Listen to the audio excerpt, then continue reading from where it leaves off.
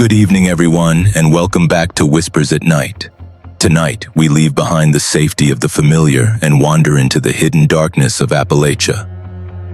Within these ancient mountains lie 10 horrifying true encounters with feral people, encounters that reveal a side of humanity most wish to deny. These accounts are not born from rumor or folklore. They come from wildlife officers, rescue crews, and lone travelers who stumbled upon things that forever scarred their understanding of the wilderness. Each story has been supported by official documents, credible witnesses, and detailed reports, creating a terrifying portrait of people who have abandoned society and embraced something savage in its place. What follows are not ghost stories or exaggerated campfire chatter. These are real events that expose how thin the barrier truly is between civilization and the primal chaos lurking just beyond the tree line. If you're joining us for the first time, don't forget to subscribe to Whispers at Night for nightly true horror stories that dig into the darkest corners of reality. Be sure to hit the bell icon so you never miss when we reveal the shadows hiding in plain sight. Now prepare yourself as we step into forbidden Appalachian ground, where forgotten souls live without mercy, and where crossing their path might leave you haunted for the rest of your life. Commander Elias Kincaid had coordinated mountain rescues across the Yukon and Western Canada for nearly 2 decades.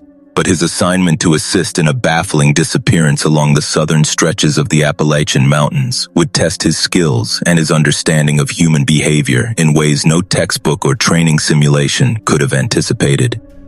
The call for his expertise came through international coordination channels after a young German traveler named Lucas Reinhardt vanished during what should have been a straightforward trek along the Cherokee Ridge section of the Appalachian Trail. Local search teams had exhausted themselves over 6 days of intense searching, yet not a single reliable clue had been found. Kincaid's reputation for solving wilderness mysteries was built not on luck, but on an ability to think like the lost, predicting where fear, exhaustion, and confusion might push a stranded hiker. His blend of classical tracking, psychological profiling, and careful use of modern mapping technology had given him a recovery record that bordered on uncanny. This Tennessee case marked his first time operating so far south, but the forest didn't intimidate him. Human behavior, after all, followed certain patterns, no matter the terrain. The local sheriff's briefing painted Lucas as an experienced outdoorsman. He had set out to complete a 3-day hike along a trail segment well known for its accessibility and scenic overlooks.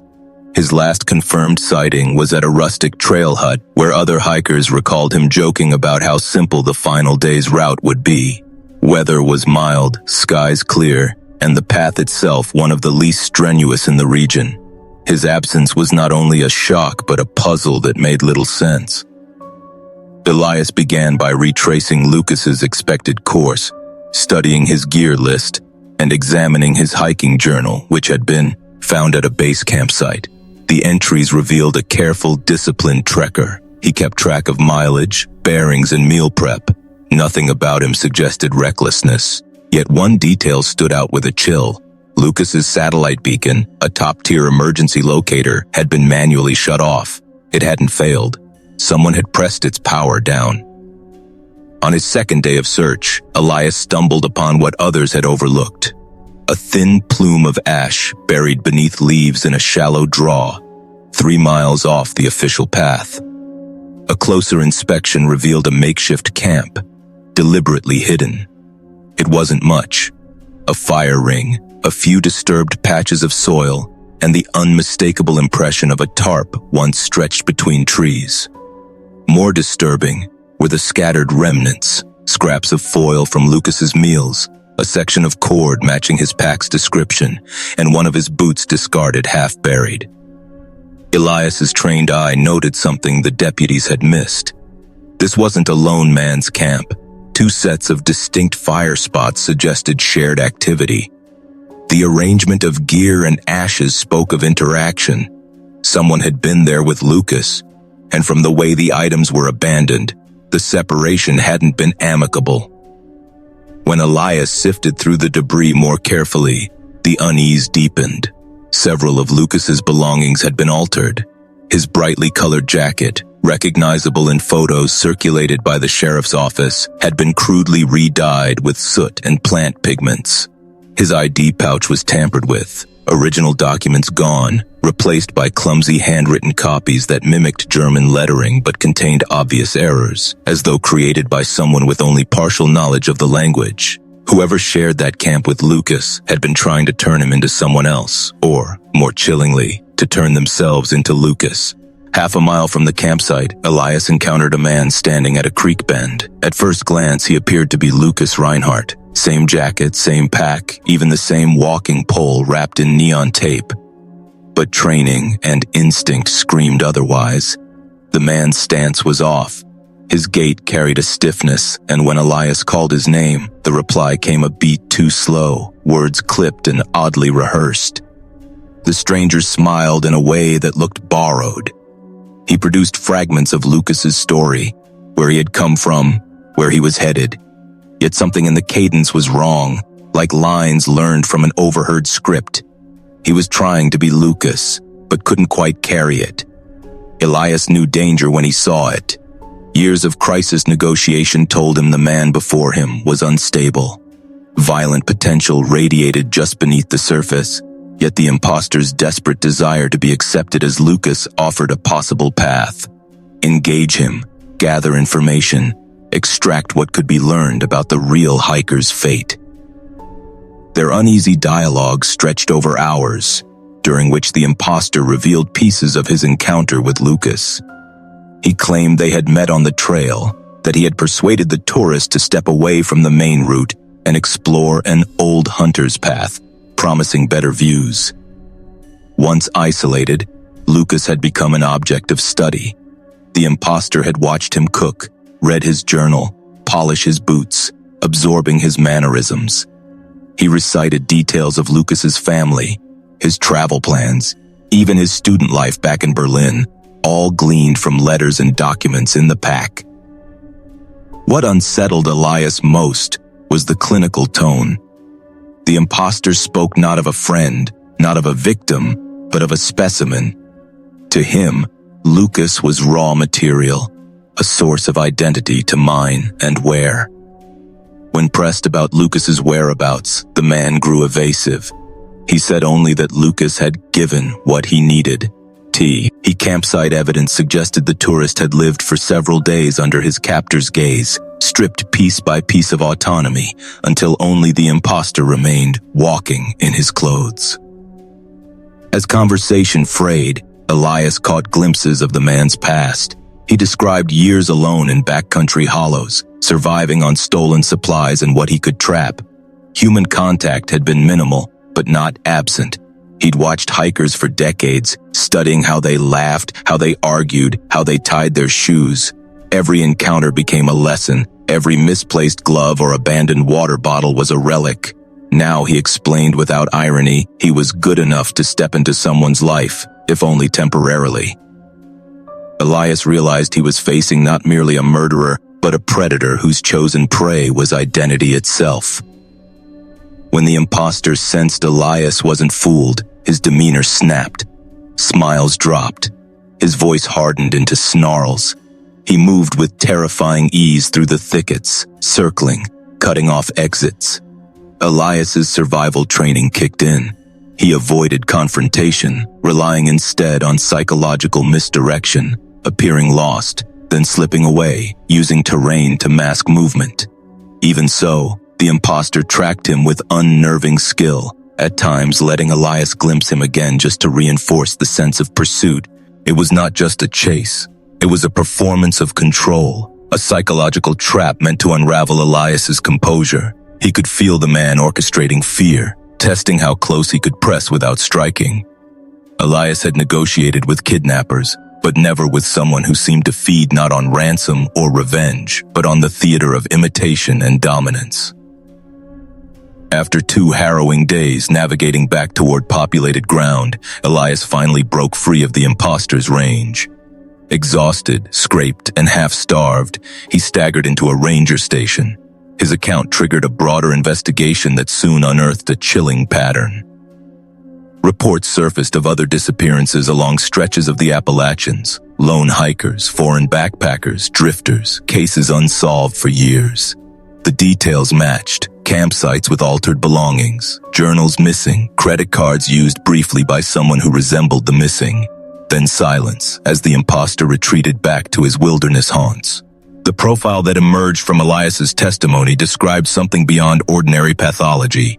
This was a man who lived in mimicry, who constructed temporary skins of identity only to shed them once the cracks showed.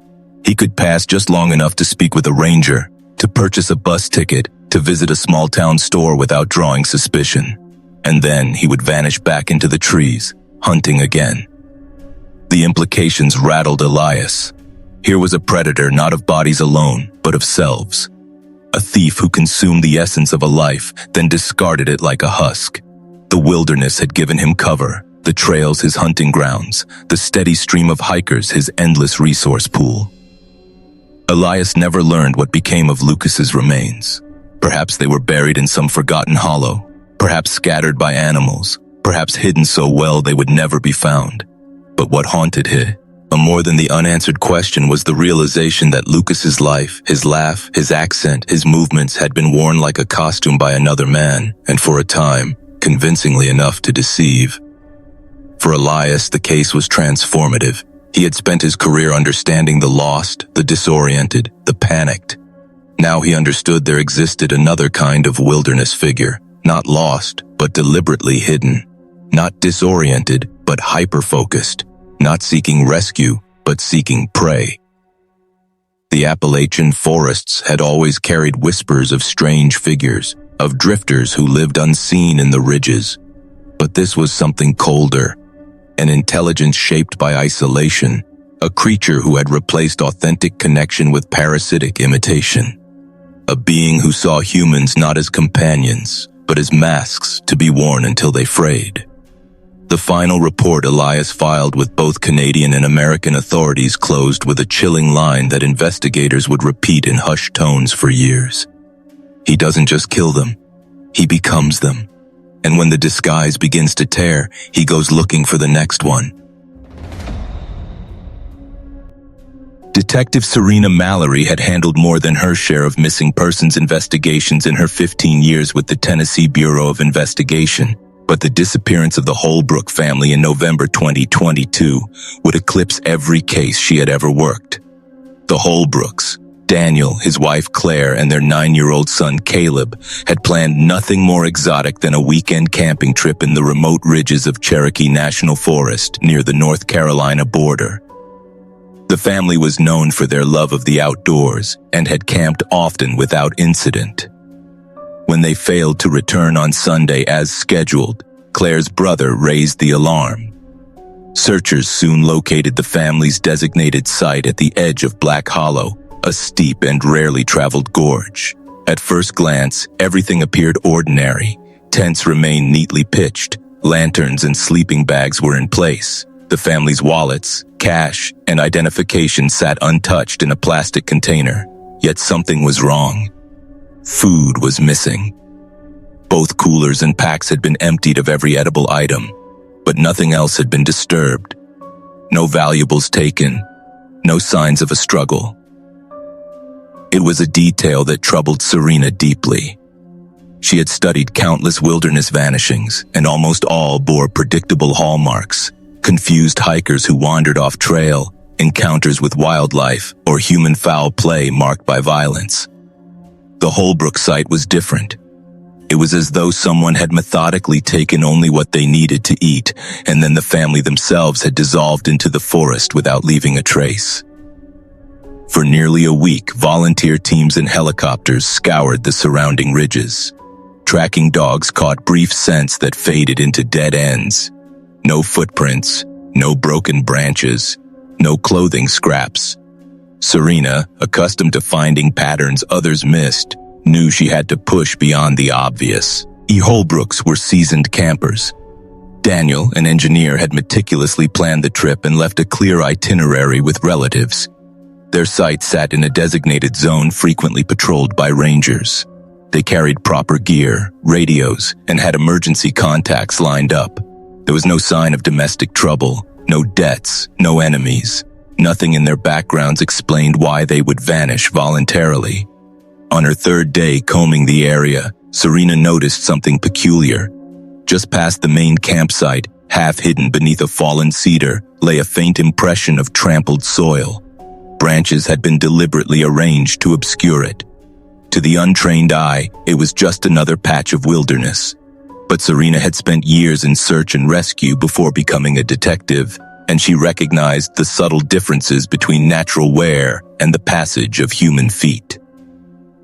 She followed the obscured trail. Progress was slow. The route wound deliberately through gullies and around rocky outcrops, its course concealed with careful placement of brush and stone. It was not a path a casual hiker would ever stumble upon, yet it had clearly been traveled many times. Half a mile in, she found a scrap of red fleece snagged on a thorn bush. Later, another shred of blue cotton matching the description of Caleb's hoodie. The spacing of the fabric suggested a family moving together, but not freely. It looked less like flight and more like forced relocation. The deeper she went, the more disturbing the signs became. Crude symbols marked certain trees, slashes gouged in bark, stacked stones balanced in odd formations, too deliberate to be accidents, too crude to be the work of anyone tethered to modern society. They looked like territorial warnings. Along the trail she uncovered hidden snares, carefully placed where an intruder might step. Some were designed to maim, others to startle. One consisted of sharpened sticks buried beneath a thin carpet of leaves. The intent was unmistakable. These were not hunting traps for animals, but psychological barriers meant to terrify any human who wandered too far. After hours of following the concealed path, Serena emerged into a limestone hollow ringed by cliffs. Here she discovered something that froze her blood. Beneath overhangs and in shallow caves lay caches, hundreds of objects arranged with bizarre precision. Old lanterns, ripped tents, hiking boots, cooking pots, knives and coolers. Children's backpacks, faded by years of weather. All categorized into neat clusters as though sorted by an alien logic. Food containers, empty or full, sat carefully stacked. Clothing was folded in grotesque piles. The sight radiated obsession. Serena recognized certain items from open case files, equipment belonging to campers who had disappeared years earlier. The conclusion struck her with nauseating clarity.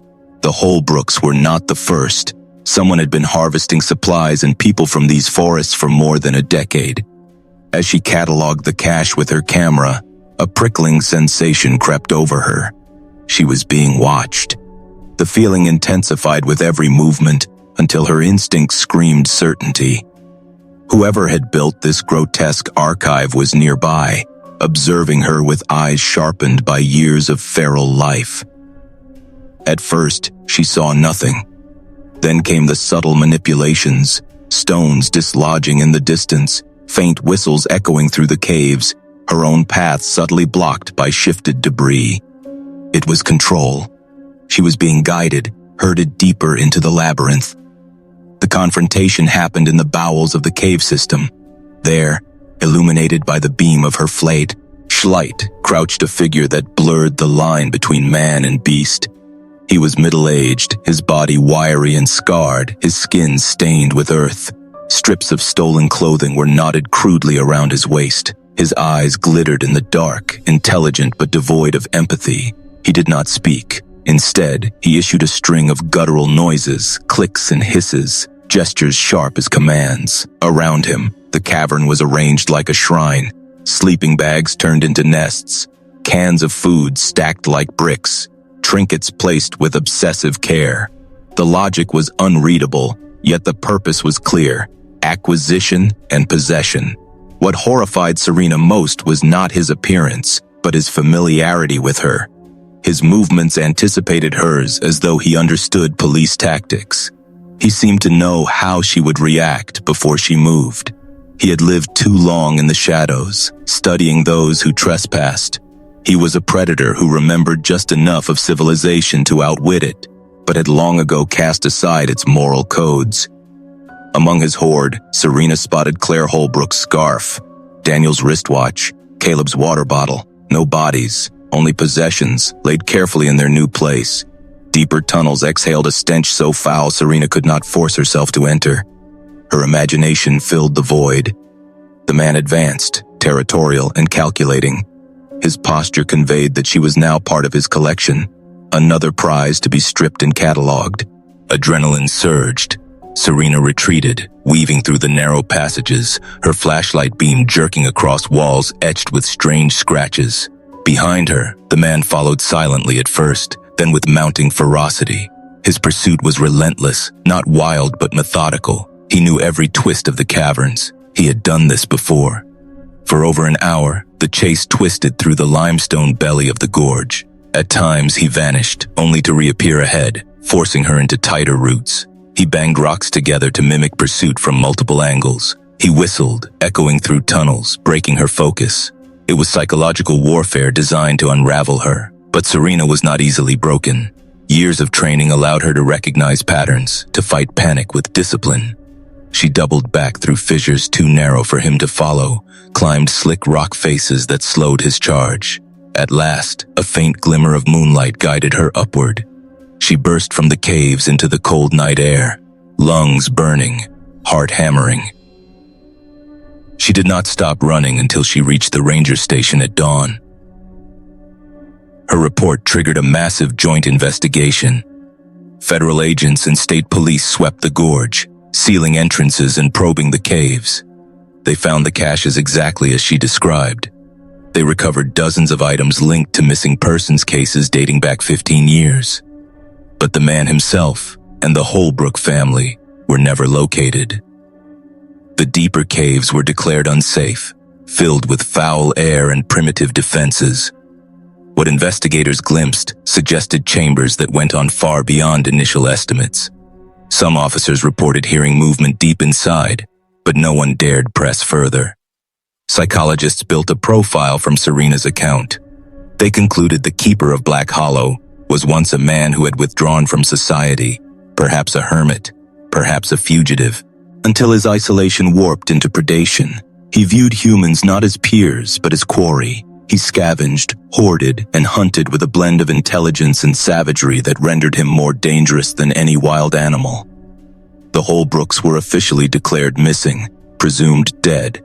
Their case joined a grim roster of unsolved disappearances stretching back nearly 2 decades.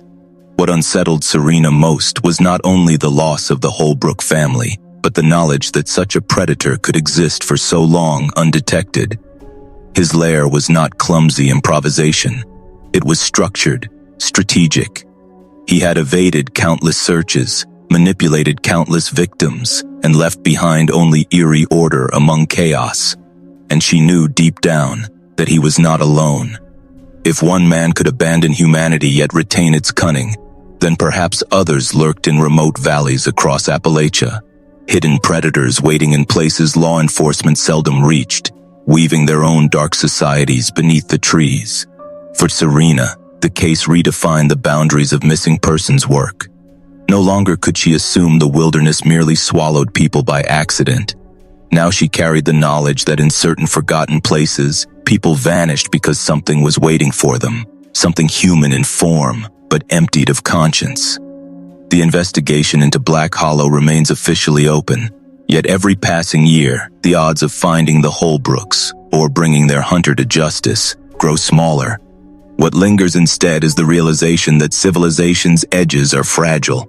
Beyond them, in the deep dark gorges and caves, there are those who no longer see themselves as part of humanity at all. Dr. Adrian Kessler had built his career as a forensic anthropologist by immersing himself in the quiet testimonies left behind by bone. At the University of Alberta, he was often called upon to consult on homicide cases across Western Canada, his practiced eye able to decipher the story of trauma etched into skeletons when soft tissue and witnesses were long gone.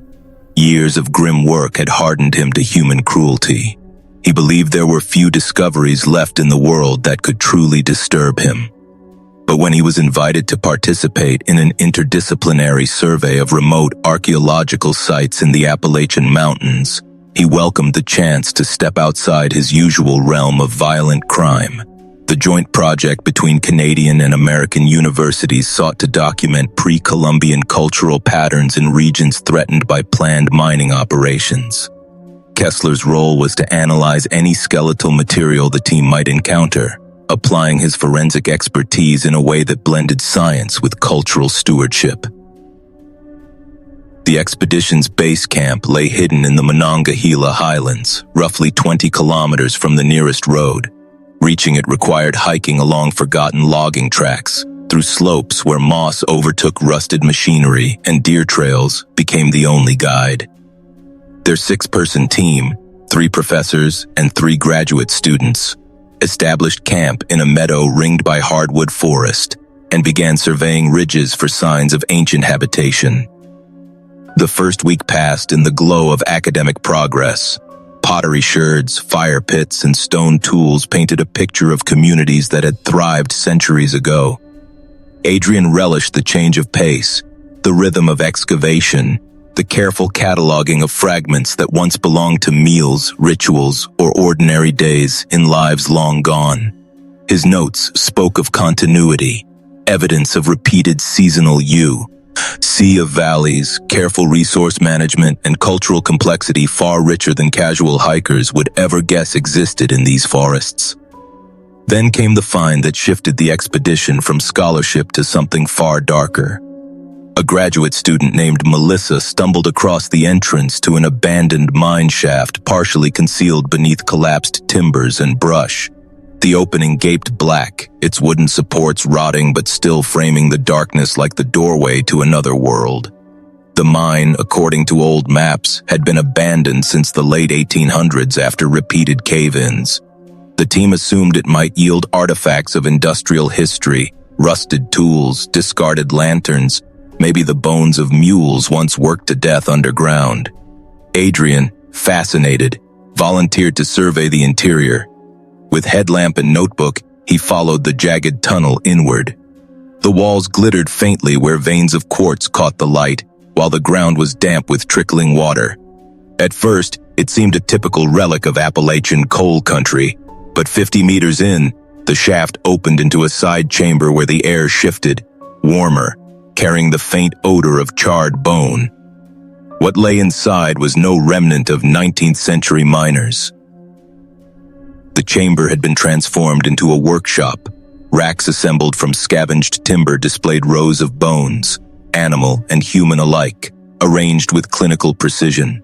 Femurs scraped clean of marrow marks, skulls hollowed and reshaped into bowls, their sutures reinforced with resin, vertebrae threaded together into crude chains. The artistry was undeniable, yet every detail reeked of desecration. Adrian's first thought was that perhaps this was a prehistoric mortuary site. But the illusion shattered when his lamp illuminated a stack of modern camping supplies. Nylon rope, plastic water containers, a stainless steel knife sharpened to a sheen.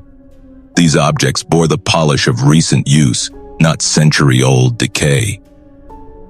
Most damning of all were the bones themselves.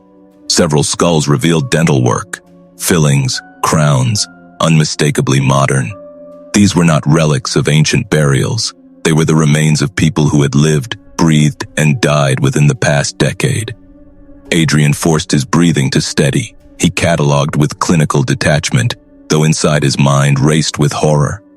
The craftsmanship was chillingly deliberate. Long bones were carved into awls and blades with efficiency rivaling surgical instruments. Some bore decorative carvings, geometric etchings spiraling around their shafts. Whoever worked here was not only a craftsman, but an artist, one who saw no distinction between human and animal raw material. He moved deeper. Additional chambers branched from the main tunnel, each organized for a distinct phase of processing. Scraping flesh, drying marrow, shaping and polishing.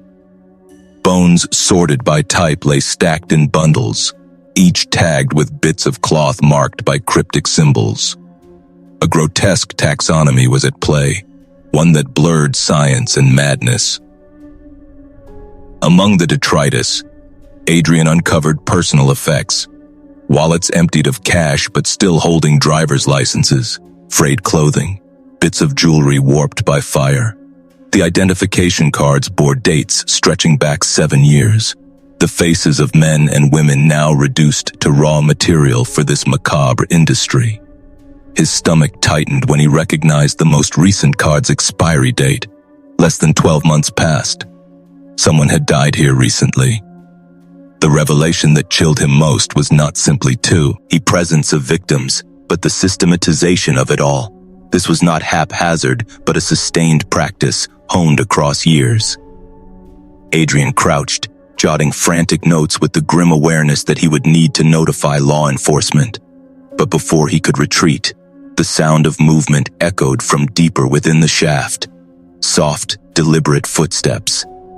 He froze, light trembling in his grasp. From the tunnel emerged a figure. Tall, gaunt, clothing patched from mismatched fabrics. The man's beard was streaked with gray, his hands stained with the patina of constant work. His eyes gleamed with alert intelligence, not the vacant stare of a wild hermit. The intruder smiled faintly when he saw Adrian. "You see the structure," he said, his voice steady, cultured even. "At last, someone who can appreciate it." Adrian's training demanded calm. He introduced himself with clinical neutrality, pretending professional curiosity rather than horror. The man responded with enthusiasm, gesturing toward his grisly creations.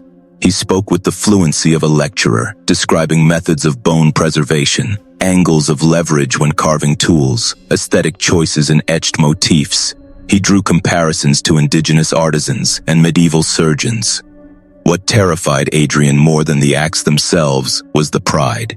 This man, the collector, as Adrian silently named him, considered his work not crime, but craft. He spoke of efficiency, sustainability, and beauty, as if fashioning humanity's remains into tools was simply another cultural practice unshackled from outdated morals. "People waste death," the collector mused, lifting a skull cup etched with spirals. "I redeem it." Adrian recognized the danger in contradiction. He maintained the facade of interest, asking questions, letting the man revel in his role as teacher. The collector, pleased, revealed more. He admitted he had watched the expedition since their arrival, gauging which among them might grasp the truth of his work.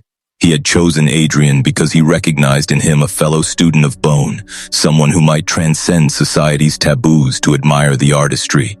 Inside, Adrian recoiled, yet he nodded, coaxing the man to speak, all while his mind plotted escape.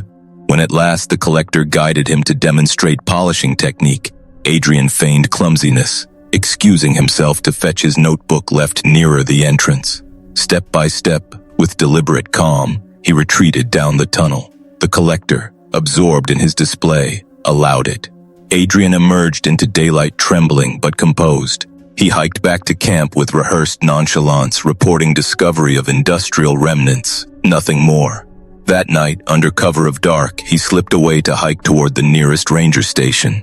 Authorities descended on the mine days later, yet when they entered the shaft, the chambers stood stripped bare. Not a single crafted bone, not a wallet, not even the racks remained, only ash heaps and collapsed tunnels where evidence had been meticulously destroyed. The collector had vanished, his operation dissolved like smoke. Investigators compiled reports of missing hikers, runaways, and drifters across the region, cases spanning nearly a decade. Patterns emerged, individuals isolated, unlikely to draw large search parties, all vanishing within reach of the Monongahela wilderness. Yet no trace beyond Adrian's testimony remained. The official record classified the site as unsubstantiated, though Adrian knew what he had seen. He carried the weight of it into every classroom lecture afterward, a private reminder of how far intelligence could twist when divorced from empathy. Forensic anthropology had taught him bones tell truths even when silence prevails. But in that mine, he had learned another truth. Intellect without morality breeds monsters more terrifying than brute violence. The collector had crafted not only tools but a worldview, an alternative morality where the human body was nothing but resource. And somewhere in the endless folds of Appalachian forest, Adrian knew that worldview still persisted, hidden, patient, waiting for the next victim to vanish without echo. Ewan Clark had always believed wilderness stripped life to its essentials. The family camping trip he planned for late summer was supposed to be a corrective, a place where his wife Maeve and their 3 children could exchange screens and schedules for river stones and compass bearings. Raised in Belfast and now living in Richmond, Ewan had come to love the Appalachian Ridge country where they'd settled 2 years earlier, and he wanted his kids to know the unmediated texture of America's backcountry, the feel of a sleeping bag under a sky so black the stars seemed to breathe, the sound of saplings whispering in a wind that had spent centuries learning how to speak. They chose Hollow Pine Reserve because of its reputation for remote, unspoiled terrain. The park's map described a handful of trailheads and one primitive loop that led to a network of old logging roads and deep creek valleys, areas that, according to park notes, retain a strong sense of solitude. Their site was well off the main path, 6 miles in from the gated lot, beside a high bend of Silver Creek where trout still rose on summer nights. Ewan wanted a week without interruptions. Maeve, practical and resourceful, packed their gear with military precision. 14-year-old Claire stood ready with a sketchbook and a willingness to try anything new. 12-year-old Jonah wanted to test his new rod. 10-year-old Sam merely wanted to sleep under the stars. The first 3 days gave them everything they'd hoped for. Their mornings were cold and bright, steam rising from creek pools while brook trout lay beneath overhanging roots. The children learned knife safety, firecraft, how to read a slope, and how to set a simple snares for squirrel that would always be released. They became efficient at camp chores. Maeve moved through the routines of water filtering, food packing, and tent maintenance with quiet competence. Ewan reveled in the ease the family found when devices were put away. Nights were spent telling stories, reading aloud from a battered travel guide, and watching moths tumble like fallen leaves into the campfire's light. Hollow Pine felt like an old friend. On the 4th morning, Maeve woke Ewan. Something had disturbed their food cache. The bear canister, disguised in a thicket on a stout boulder, was not pried open as a bear would, but rifled through and resealed with care. Packs that had been set neatly near the lean-to showed subtle repositioning. Items were examined and then returned in different places. At first they blamed raccoons or a curious hiker, but the arrangement was deliberate, almost clinical. Worse were the footprints discovered in the damp soil around their tent, bare prints with elongated toes. The nails of the toes left crescent marks, dragged at times so the impression seemed to lengthen and then shorten in the same stride. Some footfalls showed an upright gait. Others were low and knuckle-like, as though an individual could move both on 2 feet and on all 4s. Maeve's eyes, trained by years as a nurse to read small things, found the spacing inconsistent and odd in a way that prickled her skin. They tightened food security and set a watch rotation. Still, unease threaded their conversations. The children, especially Sam, took to peeking into the tree line at odd intervals, wide-eyed and excited in that way children are when they sense both adventure and danger. Ewan rationalized. Someone lived here. Perhaps a group of locals who preferred solitude and came at night to see who trespassed. They were on someone's perceived territory. Best respect it, he told them. That night, the invisible observers made themselves known in a way that made any shrug impossible. Soft sounds passed through the trees, examining noises, twigs pinched and rubbed together, the careful shifting of leaves as if a hand were blowing through a book. The watchers kept to the dark, but orchestrated the forest around the campsite with a particular attention. Once, a small stone rolled down the creek bank at a careful, calculated pace, tapping like a metronome. Once, when Ewan illuminated a patch of brush with his headlamp, he saw a silhouette fall away with slowness that suggested a human shape, but moved with the efficiency of an animal accustomed to shadow. They were watching not only where the family moved, but how they moved, who watched the trail, what one child did when bored, how Maeve positioned herself by the stove. The behaviors suggested a group that knew human ritual because they'd learned it by imitation or study rather than lived within a civil code. The watchers avoided direct contact. They left messages instead. Stones arranged with intention, small piles of leaf litter flattened into crude glyphs, streaks in mud that looked like crude faces. Claire noticed the patterns first. She kept a small log in her sketchbook, drawing the shapes left around camp and the odd stick arrangements in the nearby coppice. "It's like they're cataloging us," she told Ewan, who nodded, not wanting to alarm her, but feeling the same prickling certainty. Jonah, more fascinated than frightened, set up a tiny trail cam toward the creek to see if he could catch movement. Its battery died after an hour, seemingly from a sudden disturbance in the branches overhead. But when they reviewed the footage the next day, the frames contained nothing but a blur and patches of green leaves, as if something had passed almost too fast to register. The watchers were patient, learning the sign I never seemed to approach when confronted directly. Instead, they tested boundaries. Once, on a late afternoon, Ewan found the children's handprints upon a newly uprooted plank that lay across a shallow ford, crude faces scratched into the wood as though reasserting territorial claims. On another occasion, a bundle of twigs shaped into a human figure lay propped against their cooler. The high symbolism suggested intent. At its worst, a warning. Communication, when attempted, lacked the primacy of speech. Maeve called out one gentle, parsable sentence in the stillness. "We mean no harm. We're leaving in 2 days." The response carried forward through the forest in a pattern of low, guttural exhalations and clipped clicks that might once have mapped to language. They were not words, but inflections that implied comprehension. The watchers heard and replied with sound and action rather than speech. In the chest of the woods, there was memory of voice, but not its grammar. By the fourth night, their watches had crossed an unspoken line. The figures no longer kept to the shadows. Instead, they began to assert placement at the perimeters. A low cluster of forms appeared at the tree line west of the camp and mimicked the family's movements. One larger figure stepped into a slant of moonlight, and for a heartbeat, the Clark family saw a face framed by hair, dark and unkempt, features sharpened by sun and grime. It was human enough to startle Ewan into a protective posture. It was Sam who approached the figure. Children have a strange foil to fear. Where adults analyze and root for cause, children act on empathy or fascination. Sam had always been audacious in small ways, an interpreter of small signals. While Maeve knelt to clip a tarp, Sam slipped toward the tree line, hands moving with the measured curiosity of a child who sees a creature to befriend. He held out a small cloth he'd used as a bandana, an offering in the way children offer treasures to caged birds. The watcher did not recoil. Instead, it responded in a series of exchanging clicks, then dipped, a movement similar to the bowing of a head.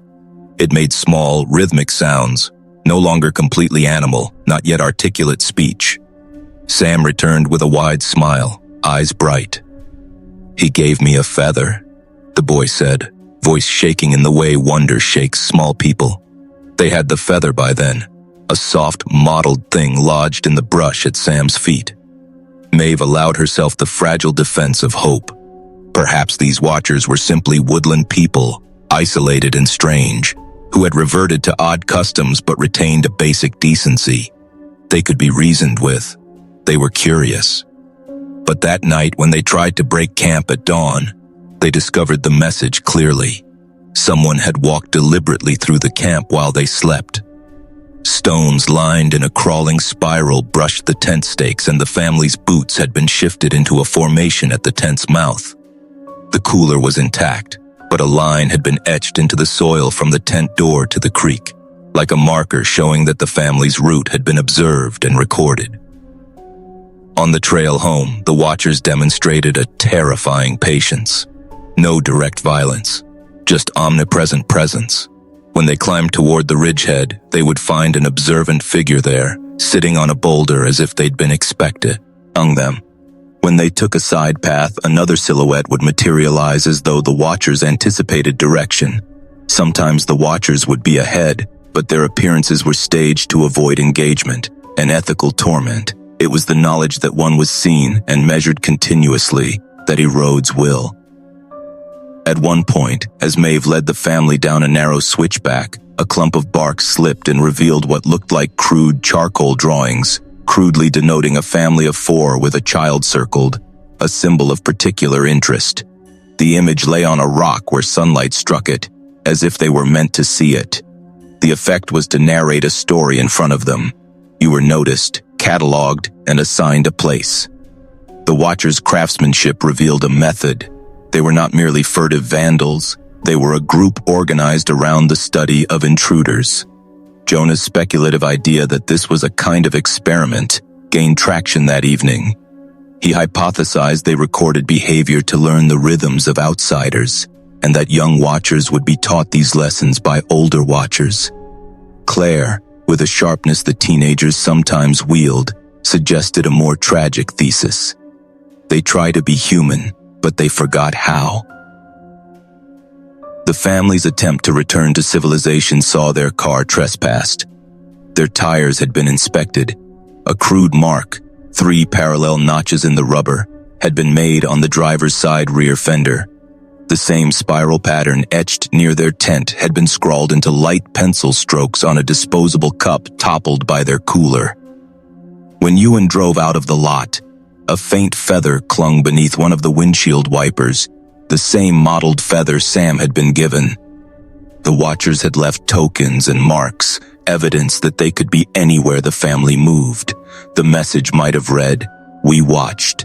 We chose to let you go. Remember this." In the weeks following their exit, the Clark family were numb with a slow, argued relief. They reported the incident to the ranger station, where the park biologist and a ranger took their account down seriously, but with measured skepticism.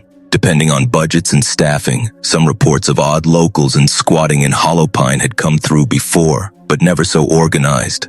Trail cams that the rangers set up recovered nothing beyond the flicker of leaves and, in one instance, stretched motion as if something had moved too quickly to resolve a human shape. The ranger's log, otherwise full of lost hiker reports and broken signs, now held a new entry: unusual nocturnal activity, group unknown. Ewan, unable to lock the image in his head, dug deeper on his own. He read through local paper archives and online fora. Sporadic accounts rose, most dismissed as urban legend.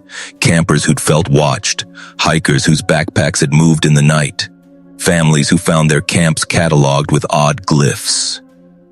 Ewan found a story from 20 years earlier of a young woman reporting that a small group in the gorges had made a shrine of our lost things, a phrase that sent a cold awareness through him. The pattern repeated: persistent watchfulness, cataloging of belongings, an idle cruelty that stopped short of physical abduction, but left participants flensed of privacy and safety. At home, the children processed in different ways. Sam kept the feather in a shoebox, but at night he would wake and whisper about forms at the edge of the yard. Jonah refused to camp again. Claire turned her sketches into a long-form journal, documenting stick formation and bark scratches in obsessive detail. Maeve moved toward a more guarded vigilance, locking doors earlier, checking their fencing. Ewan felt something more complicated, a practical anxiety that layered over a philosophical discomfort. He had taken his family to the wild to learn humility and self-reliance, but what they encountered was not nature's indifferent law. These watchers behaved with an intelligence that mimicked survival instinct, but seemed to have abandoned the ethics that underpin social life. In the months that followed, Ewan's quiet research uncovered a somber hypothesis. Small communities, outsiders, outcasts, hermit lines, had always lived at the edges of road and trail, but scattered through local reports were cases that suggested a different class of inhabitant, groups who did not just withdraw, but had, over generations, developed rituals that included cataloging outsiders. The phenomenon had a regional tinge.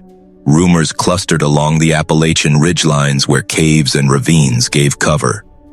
The method, however, was consistent: watching, studying, categorizing, and sometimes keeping objects as trophies. The watchers were not uniformly violent. Their acts were aggressive invasions of privacy with a curated aesthetic, the psychology of collectors who turned human interactions into data. The family's account ended up in a ranger's file, which grew into a small dossier after a half-dozen other reports filtered in from nearby parks. Academics in nearby universities took a passing interest. Anthropologists who speculated on the effects of long-term solitude on social cognition. Psychologists wrote that the watcher's behavior might mirror a tribalization around objects when language is partially lost or when moral assumptions fray. Whatever the academic verdict, the core of their report remained a practical reality. In certain erased pockets of woodland, humans could and did become something other than typical neighbors. The line between human and non-human behavior blurred when social ties evaporated. For Ewan, the most disquieting afterimage was the ease with which the watchers taught themselves the rituals of human surveillance without learning the modesty that restrained civilization's more dangerous impulses. They studied how to provoke fear without crossing into homicide. They amassed trophies but never seemed inclined to be purely destructive. They watched, cataloged, and varied their approach with the curiosity of field scientists, but without the empathy to restrain their methods. In their way, they were methodical and measured, faster and quieter than any animal, more calculating than any adolescent prankster.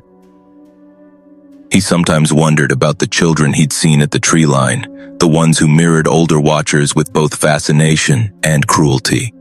Were they learning to catalog? Would they, like the adult watchers, grow into a culture that built shrines from strangers' lives? The thought of children raised in a culture that normalized predation instead of cooperation was nearly intolerable. When the Clark family finally agreed to cut their losses and never camp in Hollow Pine again, they traded grief and a feather for a lesson that would linger. The watchers of Hollow Pine did not need to harm them physically to leave a wound. By converting their presence into a set of artifacts, scores and glyphs and marks, the watchers taught the family a lesson about being observed, that some territories were occupied not by other hikers or rangers, but by beings who measured you like a specimen and had the patience to watch your life unfold without intervening. Years later, when Ewan walked past the children's shoebox and touched the feather's quill, he felt gratitude for the luck that had let them leave with skin intact. He also felt a country's older secret tilt under his feet, the knowledge that civilization's reach thins where geography strains it, and that when human networks fail to bind people in community, loneliness sometimes curdles into something more sinister. The file collected by the rangers remained open. Hollow Pine's trailheads carried new signs about temporary closures and a stern note advising overnight visitors to register before departing. Equipment caches were checked more frequently and patrols increased, though never to the extent that would remove the hollow's solitude. Nature regained its ordinary indifference, but the Clark family's quiet watchfulness did not. The memory of being cataloged remained a private catalog of its own. Every day an item revisited and, in its own way, filed. And on sleep-quiet nights, when the creek under their window runs bright with moonlight, Sam sometimes wakes and whispers that he imagined the watching had slipped into their backyard. He'd look at the feather in his shoebox, then out into the dark, and say nothing. The watchers of Hollow Pine had given him a token that might have been a gift, but like all small talismans from the edge of things, it carried a warning that being seen is not the same as being known, and that some people who live in the shadow of civilization learn to watch until they forget what it means to be seen back. Elias Mercer had spent nearly 2 decades trekking across rugged terrains for the Smithsonian, documenting vanishing species and recording fragile ecosystems. He had endured Arctic blizzards, sweltering deserts, and dense jungles teeming with hidden predators. Yet nothing in his career prepared him for the unnerving discoveries he would make deep in the Adirondack Mountains during the fall of 2021. The assignment itself seemed straightforward. Rumors had circulated among forestry workers and hikers of the return of the eastern cougar, a predator officially declared extinct in the eastern United States. Some had claimed to hear its distinctive scream echoing through the valleys, while others swore they'd caught fleeting glimpses of a large, tawny cat slinking along ridgelines.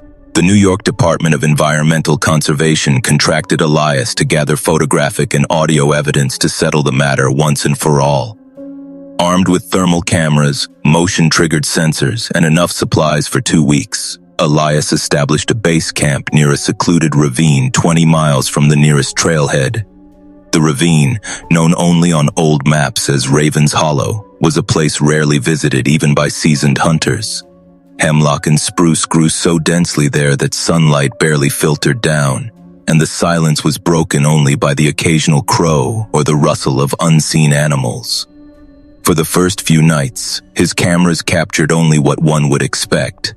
White-tailed deer moving cautiously through dawn mist, raccoons squabbling over late berries, a black bear pawing at rotting logs in search of grubs.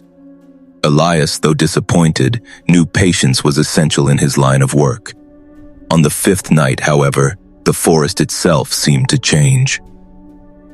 Elias was bent over his laptop, reviewing grainy footage from a trail camera, when a sound drifted across the hollow. At first, it resembled a wolf's howl, long and mournful, carrying through the trees. But the cadence was wrong. The call swelled and shifted, splitting into overlapping tones, as though multiple voices were joining in a strange chorus. Each note rose and fell with a deliberateness that struck Elias not as instinctual, but as orchestrated, almost musical. He froze, the hair on his arms standing stiff. Wolves had not roamed these mountains in over a century.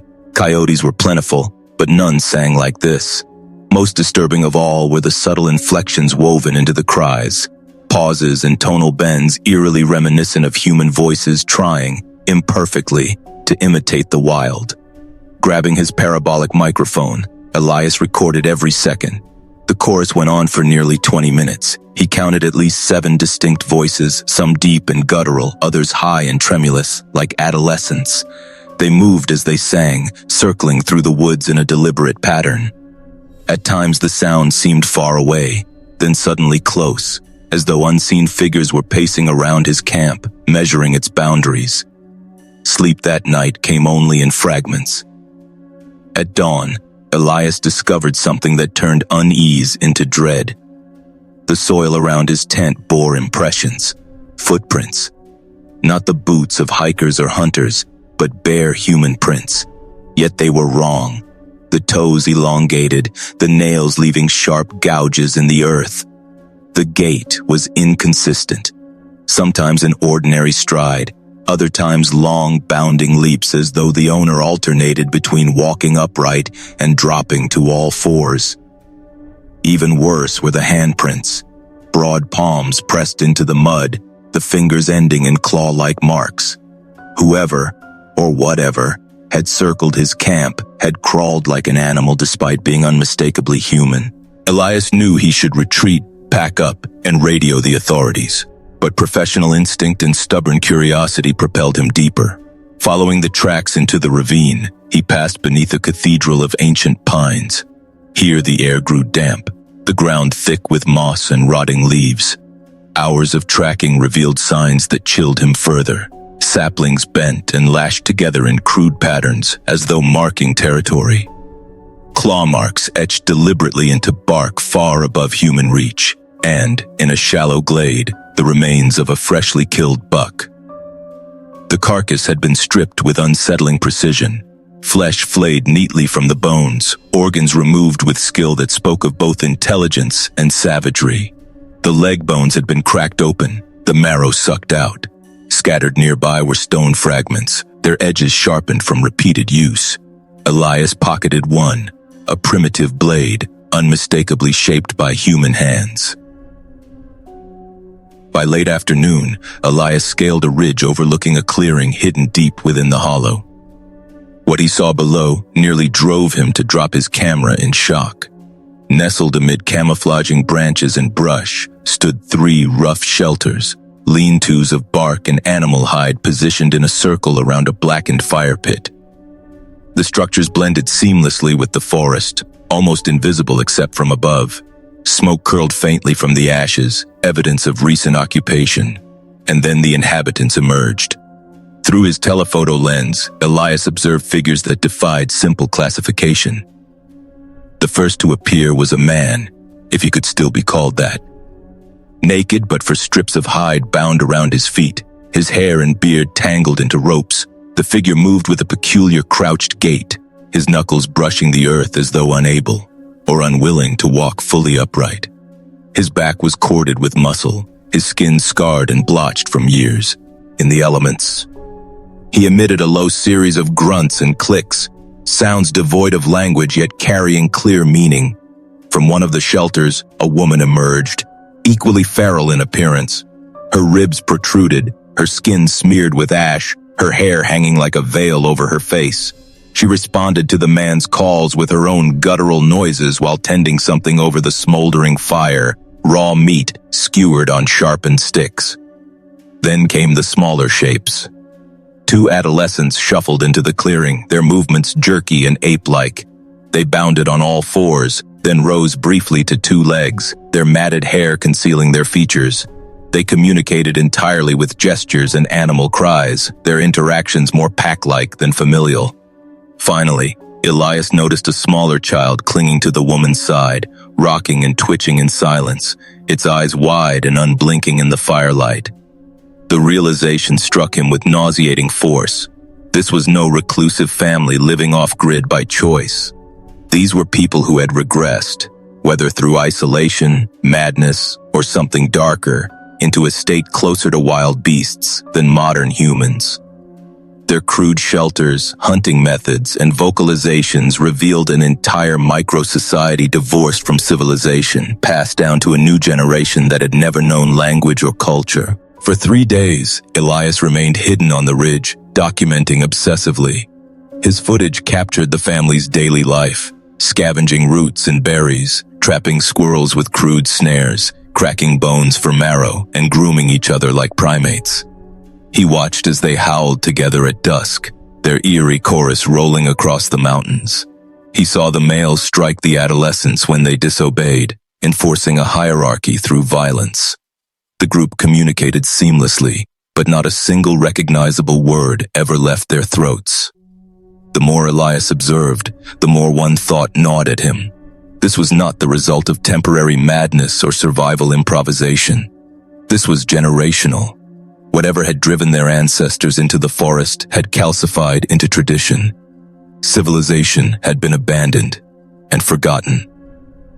On the 4th night, Elias's detachment collapsed into terror. As he packed his equipment, preparing to leave with his precious footage, the nightly chorus began. At first, it seemed routine, howls echoing across the ravine. But soon the pitch shifted, growing harsher, more aggressive. The voices converged, louder, closer. Through his night vision lens, Elias spotted movement, figures slipping silently between trees, closing in on his camp. They were hunting him. The male led, crouched low, moving with terrifying speed and precision. The adolescents flanked wide, circling like wolves. The woman and child hung back, their calls guiding the others forward. It was not blind pursuit. It was strategy. They moved as predators, rehearsed in surrounding prey. Elias didn't wait to see how close they would get. Abandoning most of his gear, he fled into the darkness, stumbling over roots and rocks as the howls erupted all around him. Branches snapped, bodies crashed through undergrowth, voices shrieked in unison, driving him forward like hounds flushing quarry. For nearly 2 hours, the pursuit never relented. At times, the cries were so near he swore he felt hot breath on his neck. Then they would fade, only to re-emerge ahead, cutting him off. It was a deliberate game of exhaustion. Only by sheer chance, stumbling onto an old logging road, did Elias manage to escape. He ran until his lungs burned, until the howls finally dwindled behind him. When he reached the ranger station at dawn, his body was bruised and bloodied, his mind reeling. What he carried back with him, though, was evidence undeniable. Hours of footage, audio of their calls, and photographs of their settlement. Authorities listened, examined, and then acted swiftly. His recordings were seized. His report was locked away under federal classification. Officials assured him that his claims would be handled, but Elias noticed the nervous glances they exchanged as they shuffled through his images. What became of the family in Raven's Hollow, Elias never learned. Some whispered the shelters were destroyed in a controlled burn, the valley sealed off. Others hinted that government biologists were studying the phenomenon in secret. All Elias knew was that civilization's veneer was thinner than anyone dared admit. Somewhere, hidden in America's forgotten wilderness, entire bloodlines had slipped backward, shedding culture like a snake's skin. And once Elias had heard their voices, half human, half beast, he could never forget them. To this day, when autumn winds sweep through the pines, Elias swears he still hears that unholy chorus rising in the distance, a reminder that beneath our fragile civilization lurks something older, hungrier, and waiting to return. The year was 2017, and I'd been driving long-haul freight for nearly 20 years. Most folks don't grasp how isolating it can get, the miles of blacktop stretching into nothing while the radio only carries static at night. I was moving a load of industrial parts from Ohio down to a distribution hub in Tennessee, and my GPS had been glitching ever since I crossed into the Appalachian hills of eastern Kentucky. The main interstate was gridlocked for miles due to a jackknife truck and another minor collision. Every CB channel I tuned into was buzzing with complaints about the delay. That's when my GPS rerouted me along a smaller, winding mountain road it promised would shave nearly 3 hours off the trip. I should have trusted my gut. Instead, I pushed forward, feeling the pressure from dispatch to meet a strict delivery window. The road veered off near a tiny town whose name barely registers in my memory now. Just a handful of shuttered stores, a rundown gas station, and a couple of old diners. The asphalt started smooth enough, passing over creeks and farms with peeling paint and rusted equipment in the yards. But after 30 minutes, the pavement ended, giving way to rough gravel that rattled my trailer with every bump. Trees crowded in, branches scraping the sides of my rig. My 18-wheeler wasn't meant for roads like this. At first, I tried to convince myself it was fine. The GPS still showed the route, a faint line cutting across the mountains toward the main road on the other side. Then I passed the first no trespassing sign, half rotted and barely legible. I ignored it, thinking it was probably a leftover from some old logging operation. After another 20 minutes, the gravel narrowed further, steepening sharply. My engine groaned, straining under the incline. The trees opened briefly, revealing massive scars in the mountainside, abandoned quarries and rusted chinery long since claimed by time. Then I noticed fresh tire tracks cutting deep into the dirt. They were massive, likely from construction or heavy-duty trucks, and they perfectly aligned with my trailer's wheels, guiding me like some unspoken path. I began feeling uneasy. Chain-link fences appeared along the road, topped with razor wire and surveillance cameras mounted on poles every 100 yards. My CB radio was dead, replaced by static no matter what channel I tried, and my phone had 0 bars. I was completely alone. If something went wrong, no one would know where to look. The road suddenly opened into a clearing, and that's when I saw them. 4 black pickups parked side to side, blocking the road. These weren't rust buckets. They were brand new, lifted trucks with tinted windows. Men spilled from them with synchronized precision, each carrying high-powered rifles. Not hunting rifles. These were tactical, military-grade weapons. Their black vests, camouflage uniforms, and hardened faces made it clear they were protecting something serious. The tallest man, gray-streaked hair and piercing ice-blue eyes, raised his hand in a gesture to stop. My hand stayed on the wheel, visible, while he approached, rifle held casually but ready. I noticed old tattoos creeping up his neck from beneath his collar. His voice was calm but chilling. "You're far from the highway, driver." Not many people come through here. Through the windshield, I saw the facility he was guarding. Several large metal buildings with chemical barrels stacked outside. Men in hazmat suits moved between them.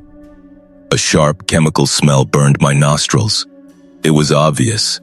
This was a massive illegal operation, something I'd only seen on the news in isolated cases. The leader must have noticed my realization because his expression hardened, a silent warning. He leaned against my cab, gripping his rifle. "Here's the deal," he said, voice low. "You made a wrong turn. Happens more often than you'd think. Now, we can do this one of two ways. Easy or hard. Easy is you forget you ever saw this road, this place. You turn around, go back the way you came, and live. Tell anyone who asks that your GPS led you to a dead end. Simple. Nothing interesting about it. Hard." His tone dropped, deliberate. "Hard as you end up like the trucks that have rolled off these roads or lost in old mine shafts where no one will find you."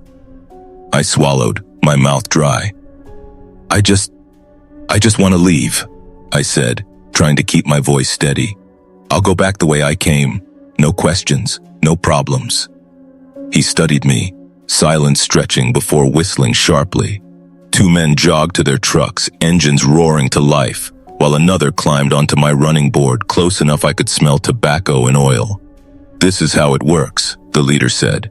"My guys will guide you down. My man here will ride with you to make sure you don't get any ideas. Once we hit the main road, you go on your way and forget this ever happened. But understand this. We have your face, your truck number, and now we know your company. If you talk, we'll find you. Maybe tomorrow, maybe years from now. This is your warning." The next hour was a nightmare. I followed the lead truck down the mountain, twisting my rig around narrow curves, every bump a reminder of the threat hovering over me. The man riding my running board never spoke, just stared with eyes that had seen too much. I gripped the wheel so tightly my knuckles ached, sweat soaking my shirt despite the AC blasting. Every shadow along the road made my heart leap. Finally, we reached the paved highway. The pickups pulled aside. The man on my running board slid off without a word. The leader handed me a prepaid cell phone through the window. "This will ring once," he said, lighting a cigarette. "Answer, understand the situation, then destroy it in another state. Consider it a gesture of reason. Not everyone gets it. Some who see this road don't walk away." I didn't need more. I floored it out of there, driving straight for 3 hours to a bustling truck stop where the hum of normal drivers felt like heaven. My hands trembled as I spilled coffee on my shirt.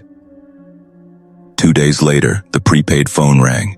A young, business-like voice instructed me on discretion. I confirmed and immediately destroyed the phone, scattering the pieces across 3 dumpsters in 2 states. For months afterward, I couldn't shake the paranoia. Every pickup in my mirrors made my chest tighten. New faces at truck stops set my nerves on edge. I rerouted deliveries, avoiding those Kentucky mountains entirely, even if it cost time and money. The fear gnawed at me, but I had a daughter depending on me. 7 years have passed. I've changed companies, routes, even cities. I never returned to that stretch of road. Occasionally, news reports of missing truckers or accidents in eastern Kentucky make my stomach drop. I think about the men in the mountains, their operations, and the choice they gave me. I made it home to see my daughter graduate, to walk her down the aisle at her wedding, and I value that more than any notion of heroism. Sometimes I wonder if others stumbled onto that road and made different choices. Some may not have survived, but I know I got lucky.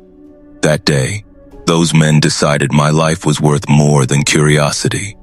And I've never forgotten the cold weight of those blue eyes in the mountains, a memory that will follow me forever. Last August, I was 32, freshly single after the worst breakup of my life.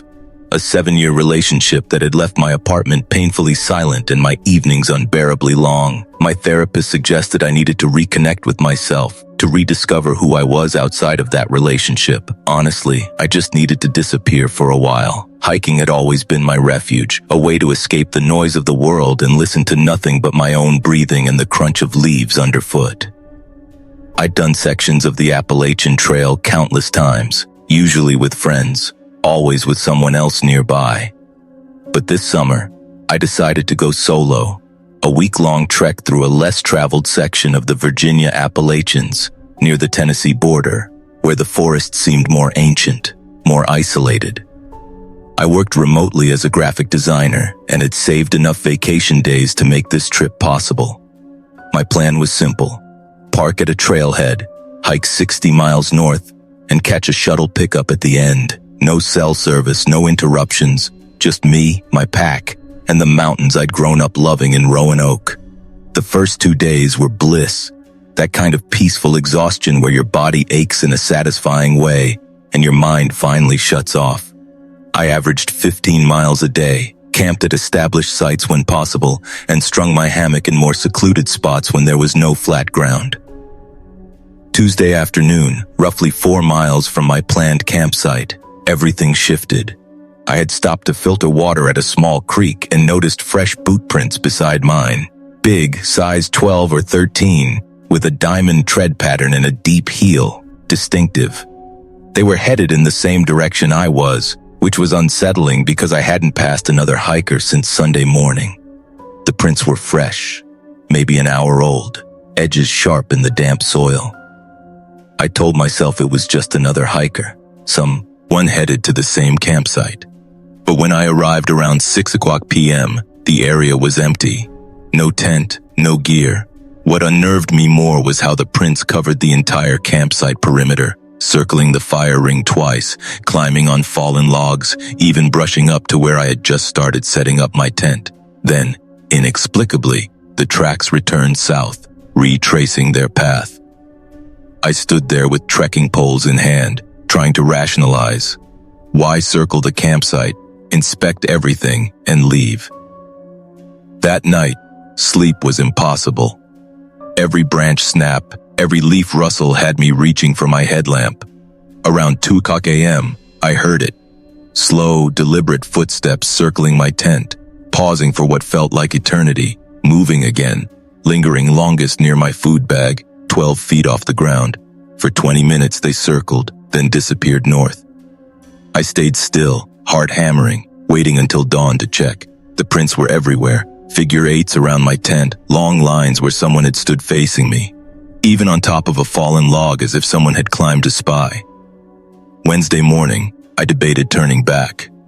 3 days in, I was closer to my pickup point than my car. Rationalizing, I told myself maybe it was just a night hiker. Creepy, but not dangerous. I packed quickly, skipping breakfast. The trail that day would cross 2 Forest Service roads, potential escape points if needed. The ridge sections were exposed, offering far-reaching views, supposedly a safety advantage. 3 hours into hiking, I reached a rocky outcrop with a stunning valley view. As I sipped water and tried to relax, I saw movement. A flash of dark clothing 400 yards behind, retreating behind a boulder. I grabbed binoculars, watched, but the person vanished. Yet I knew they were there. Then I noticed it. An orange blaze on a tree. Fresh paint, pointing off the trail into thick underbrush. Not official. Orange blazes weren't standard, and this one faced the wrong direction. Over the next 2 miles, I found 3 more, all freshly painted, all misleading. Someone was deliberately trying to redirect me, tamper with my route. One tree even had a scraped-off white blaze, leaving raw wood exposed. My stomach sank. This was no random follower. This was calculated, methodical. Phone dead since Monday, I turned it on anyway. Nothing. The first Forest Service road loomed as a potential lifeline. When I reached it, deep gouges had been carved into the mile marker, numbers scratched away. Relief mixed with dread.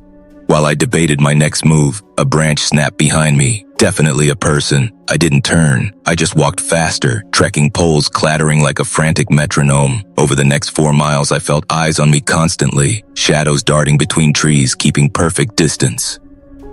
The second Forest Service road offered hope, but a fallen oak blocked it. Arrows sprayed across it pointed left and right. Both lies. Boot prints matched the diamond tread pattern. as if the person had walked both fake routes. Climbing over, I pressed on. Every blaze, every worn path became suspect. One split in the trail paralyzed me. The left path looked more worn, but had it been made that way deliberately? I finally followed it, white blaze ahead, relief momentary. Fear persisted. Maybe I wasn't just being led off trail. Maybe he intended to trap me somewhere specific. Evening approached and I needed to camp. The thought of staying put was terrifying. Then I remembered the shelter 2 miles ahead. Lean-tos maintained along the trail, often with other hikers. Safety in numbers.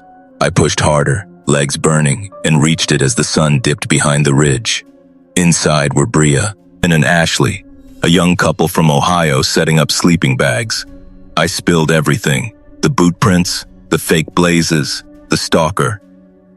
Brian immediately offered to scout the perimeter while Ashley helped secure my food. Fresh diamond-patterned prints littered the shelter area, less than an hour old. Brian had a satellite communicator but hesitated. What exactly would he report? Some guy is stalking me on the trail and putting up false markers? We agreed to rotate watches that night. My shift, 10 p.m. to 1 a.m., was tense, but uneventful. Normal forest sounds only. Ashley snoring softly. Brian took over, finally catching movement. A tall, dark figure standing at the clearing's edge around 3 o'clock a.m., moonlight outlining him. He shined a headlamp. The figure turned and walked away deliberately, unhurried. Morning revealed the horror. Black paint over the white blazes leading north, fresh and tacky. Only orange blazes remained, leading east into abandoned mining territory. Ashley got a single phone bar and called 911. A ranger might take hours to arrive. We hiked south, hoping for quicker help. 3 miles later, Officer Diane Reeves, a seasoned ranger with 15 years in these mountains, found us. Her face hardened as we recounted events, photos as evidence. She radioed for backup and guided us down to a Forest Service road. She explained they'd been tracking a man following solo hikers in this area for months. 2 women had disappeared in the past year. One found 3 months later in a mine shaft with 2 broken legs, the other still missing. The stalker, Nathan Cray, a 43-year-old former trail volunteer, had intimate knowledge of every path, shortcut, and potential trap. His cabin held spray paint, trail maintenance gear, and notebooks detailing solo hikers' movements for years. He hadn't physically harmed anyone directly, only controlled their movements, forcing them off trail. The woman who had gone missing survived in a cave for a month, following his misleading blazes, but surviving on supplies he'd placed. Brian and Ashley drove me back to my car. I never finished that hike. 2 weeks later, Cray was arrested. Investigators confirmed my experience had been opportunistic, not targeted specifically, but the meticulous planning, the fake markers, the deliberate intimidation, they left a lasting imprint. I still hike today, but never alone. Every blaze is checked against GPS. Boot prints? I notice them immediately, that familiar cold grip rising in my chest, wondering who might be trailing behind and what they intend. The forest is beautiful, timeless, but it's also dangerous, and sometimes the most experienced hikers aren't prepared for the threats hidden within its shadows. Even now, I think about the ridge trails, the carefully planted false markers, the stalking presence that had followed me without ever revealing itself fully. The fear, the adrenaline, the mind games. It lingers. Nature had been my sanctuary. But that summer, it became a maze designed by a human predator, and it reminded me that solitude, while healing, can also make you profoundly vulnerable. Every time I see someone else on the trail, I remember him, Cray, the way he orchestrated fear without touching me, how carefully he manipulated the paths, the blazes, the perception of safety. It was a psychological trap, perfectly executed, a reminder that the wilderness is not always the enemy. Sometimes the danger is human. And so, I hike, differently now. I trust maps, GPS, and instincts. I move faster, sleep lighter, and observe constantly. The mountains remain my escape, my therapy, but they also remain a place where shadows can hide, waiting for someone alone, someone unaware, someone trusting the wrong mark on the tree. And I remember that day every time I feel the crunch of a boot behind me on a quiet trail, and my chest tightens with the knowledge that even the familiar can be turned into a hunting ground. The drive up to Western Virginia took me almost 12 hours from Jacksonville, Florida, but I was determined to finally untangle the missing pieces of my mother's side of the family tree. It was early. April 2016. Just a week after my 36th birthday. I'd been divorced for nearly 3 years, with no kids and plenty of empty evenings that seemed to stretch on forever. My only companions were stacks of genealogy binders, scattered census records, and a laptop full of bookmarked ancestry forums. Somewhere in those brittle pages and scanned archives, I'd come across hints that my great-grandfather had once lived in these mountains, near a place called Hollow Ridge. After months of chasing dead ends online, I knew the only way forward was to physically go there, to stand where he once stood, maybe find the last remnants of a cabin, or even meet a distant relative who could fill in the gaps. It sounded romantic when I planned it, but by the time I was grinding my rental car around those endless switchback roads, I wondered if I'd lost my mind. Every turn felt like it might send me tumbling off into the valleys below, and the rental's engine whined like it hated the mountains as much as I did. Still, something about not knowing where you come from, it gnaws at you, especially when you're alone most nights with nothing but genealogy websites and silence for company. I had arranged to meet a man named Ezekiel Zeke Marrow at a gas station just outside a small town called Stony Creek. He'd replied to my post on a genealogy forum claiming he knew about the old Rowan properties, the family name I was chasing, and could show me around for $100 cash. His messages had been short, oddly phrased, but insistent that he had knowledge no one else could give. When I pulled into the cracked parking lot of a rusted-out Sunoco station, Zeke was ready there. He leaned against a dented Chevy truck that looked older than I was, the body eaten with rust, the tailgate held together with bungee cords.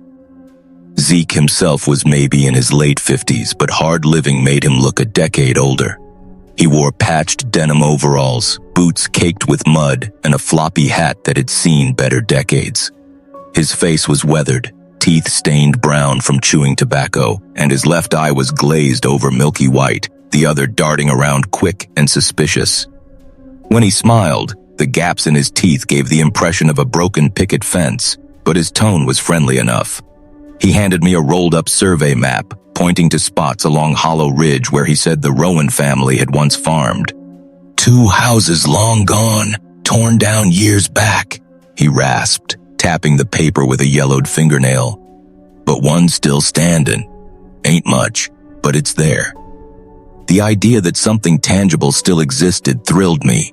Zeke said it was about a 90-minute hike from where we'd leave the cars, up into dense forest.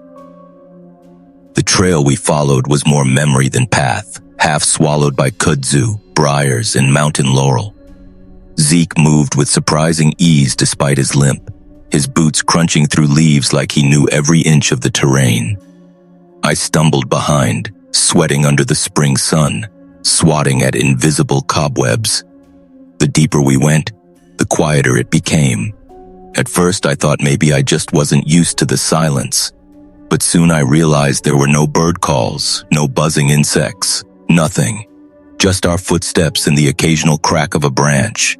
The stillness pressed down on me, heavy and watchful. Half an hour in, Zeke stopped suddenly. He pointed toward a cluster of trees where strange symbols were carved into the bark. Angular, geometric patterns, deep and fresh like they'd been cut only weeks ago. Mountain folk marking territory, he muttered, his voice low. He didn't linger. In fact, he started moving faster, almost dragging his bad leg to put distance between us and those carvings. The forest felt heavier after that, like we'd trespassed somewhere we weren't supposed to.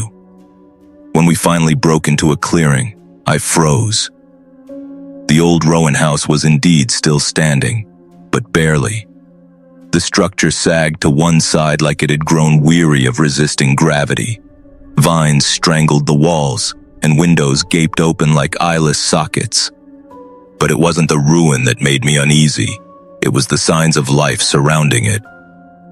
New tarps were strung between trees, forming makeshift shelters. Plastic jugs of water sat neatly lined against a stump. A Coleman lantern rested on a crate.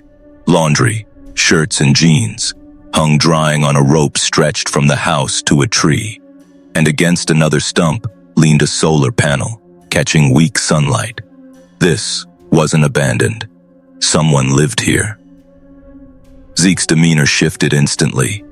His good eye darted around the clearing, scanning every shadow.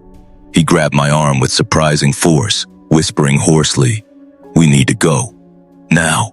This place, this ain't for us."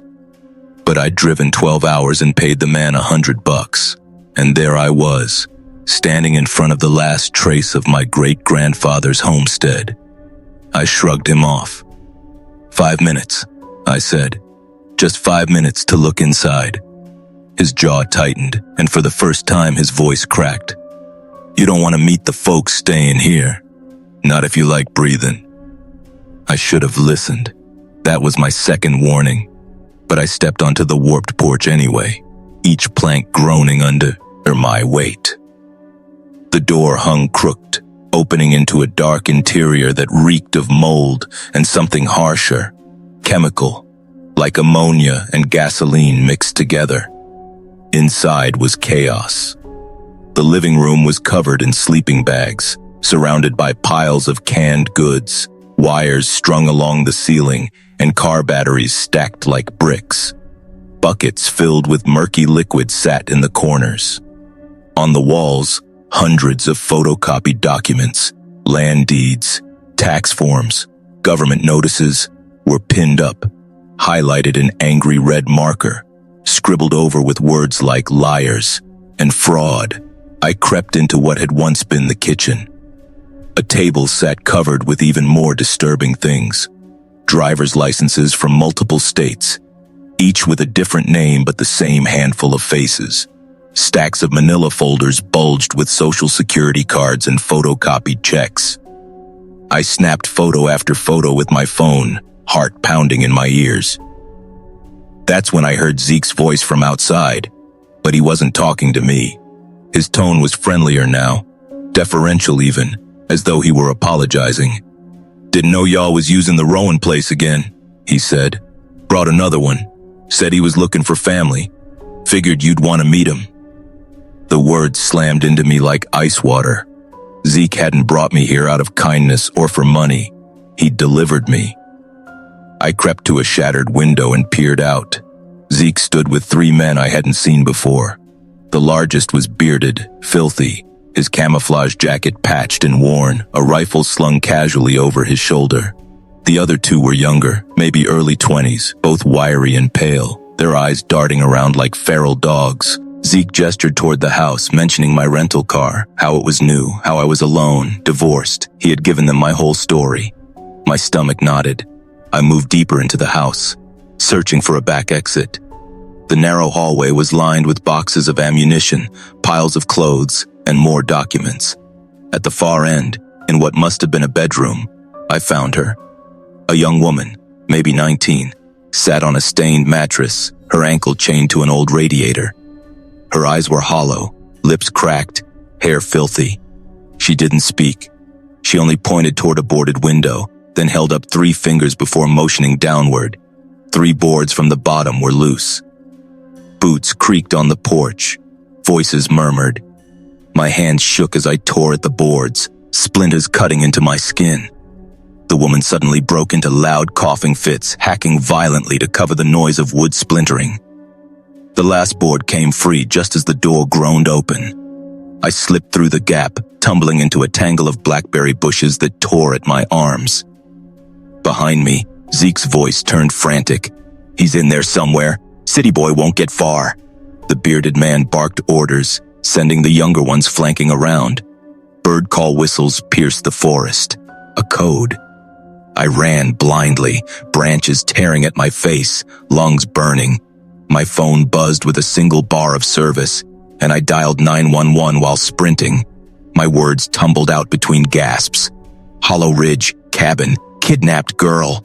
Then I tripped over a root, tumbling down an embankment, my phone flying into the underbrush. Pain shot through my ankle, but I forced myself up, limping. The whistles grew closer. A trickle of water cut through the ravine. Desperation sparked memory, an old survival tip. I plunged into the creek, following it downstream, wincing as icy water numbed my legs. My soaked jeans clung to my skin, but the sound of whistles slowly faded. After what felt like forever, though it couldn't have been more than an hour, the creek passed under a culvert. Above it, I heard cars, traffic, civilization. I scrambled up the embankment, mud-covered, bloodied, half-crazed. A pickup truck slowed, an elderly couple staring at me like I was a ghost. At first, they locked their doors, but when the woman saw the terror in my eyes, she called 911. The man kept a shotgun trained on the tree line behind me. Police arrived within the hour. By the time they reached the Rowan cabin, it was stripped bare. No sleeping bags, no documents, no buckets. Even the chains were gone. The only sign I'd ever been there was the broken window I'd crawled through. They never found the woman, never found Zeke, never found the 3 men. My rental car turned up days later, burned in a ravine. The detective told me I was lucky. Others chasing genealogy had vanished in these hills over the years. Some were found dead. Some were never found at all. Sometimes, late at night, I still see her face. The young woman in the flannel shirt, coughing to save my life. I wonder if she knew she was trading hers for mine. I went looking for roots, for history. What I found was something darker, something I'll never speak of again outside these words. Some family trees are better left unwatered, some stones better left unturned. I'd been spelunking for nearly a decade and a half when I learned a simple truth. Caves keep their own calendar. Things you drop down there age differently. Leather that peels like bark, fabric that takes on the color of stone, and the dark has a way of preserving habits and horrors alike. Still, nothing in those years crawling through squeezes and dry chimneys prepared me for the place I found beneath Hemlock Ridge that late September Thursday. I'm Lena Carter. Back then, I taught introductory geology at the university in Knoxville and spent my vacation days following water underground. The limestone of the Cumberland Plateau folds into mazes that can swallow a person for miles. I loved tracing the old caves that weren't in the guidebooks. I'd taken a week off without telling anyone. The kind of break you take when an apartment is too quiet and you want to fill it with your own small dangers. I was 33, freshly separated, and the cool, breathing dark felt kinder than a living room full of other people's routines. A friend from the campus caving club, Marco, had told me about a faint opening he'd glimpsed while bushwhacking near an old logging road out by Blackwater Hollow. He'd poked his head in, said it looked interesting, then left because he didn't have a light that night. The entrance was narrow, barely wide enough for my shoulders, tucked behind a thicket of mountain laurel that had clawed itself across the slit in the rock. Even with his directions, I almost walked past it. The first odd thing hit me before my headlamp ever did: the smell. Caves usually smell like cool mineral dust and earth sweetness. This one smelled like old leather left in a rain barrel, sour and oily and wrong. I clicked on my lamp and squeezed through. The limestone scraped my pack straps. 20 feet in the passage opened to a chamber the size of a one-room garage. That's where I saw the first arrangement. On a flat slab near the far wall, someone had laid small bones, rabbit or maybe squirrel, in a spiral. Each bone curved toward the center, the joints all pointing inward, turning the slab into a macabre pinwheel. They were bleached and clean, not the scattered remains of a predator, but deliberately arranged. Teenagers? A weird art piece. At first I tried to make excuses, but the dust on top of the bones was old. The dust on the surrounding floor was undisturbed. Whoever had left them had not been here for a long time. I pressed on, down past a squeeze that required me to compress my pack and use my elbows. The passages grew narrower, the air colder, and the limestone took on that mineral taste in the back of your throat. After 40 minutes of careful crawling and route finding, I mapped about 300 meters in. I'd been happy just to find virgin passage until I stepped into the next room and had to stop. On several narrow ledges, someone had arranged human teeth in perfect rings. Each ring had 28 teeth, precisely counted, all adult. Some showed silver fillings that flashed under my beam like tiny moons trapped in enamel. Between the circles, someone had carved numbers into the rock with a sharp object: 1979, 1986, 1995, 2003, 2010. Some marks were dusky from age, some crisply white as if they had been freshly scored over older scratches. The rational part of my mind sprinted through explanations, dental specimens, a weird artist, a ritualist, and found them all thin and inadequate. The passage continued deeper. Against the voice in my head that urged retreat, I kept going. 50 feet past the teeth chamber, I found what I'd been dreading: personal effects placed with care on natural shelves in the stone. There was a cracked canvas pack with a patch sewn on that said Camp Arrow in faded orange, a woman's battered leather wallet whose ID had the lamination curled and yellowed, but still legible. Veronica Hale, West Virginia, DOB 1967. A university class ring sat positioned so it caught my lamp like a staged prop. A tiny kid's sneaker, Velcro dulled to soft fuzz, sat alone as if waiting for its owner to come back. Everything was arranged. The wallet lay open to the photo page. The ring was tilted so the crest faced the entrance. The small shoe was pointed straight toward the center of the shelf. The light of my headlamp made these details obscene. I photographed them, hands shaking, the flash popping hard against the limestone in the suffocating dark. Down there, the silence was absolute. No drips, no drafts, only the sound of my own breath and the crisp click of the camera. I pulled out my phone to try for a signal, an automatic hope that felt foolish the deeper I went. No bars, no satellites. That's when I heard voices. They were human voices, low and ordinary, coming from beyond a bend. Not the hollow echo of my own movement, not the bounce of water, but casual conversation. The gentle rhythms of people discussing groceries, cars, the weather. Multiple speakers, 2 or 3, words pieced together by the rock. My first rational thought was that other cavers were ahead. Maybe Marco had come back with a group and taken another entrance. But if anyone else had been in there, they would have had lights, packs, movement. These voices sounded fixed, like a living room somewhere in the dark. I cut my lamp and stood still, listening. The talk continued, nude, lilted, and mundane. Once, an actual laugh rippled against the walls.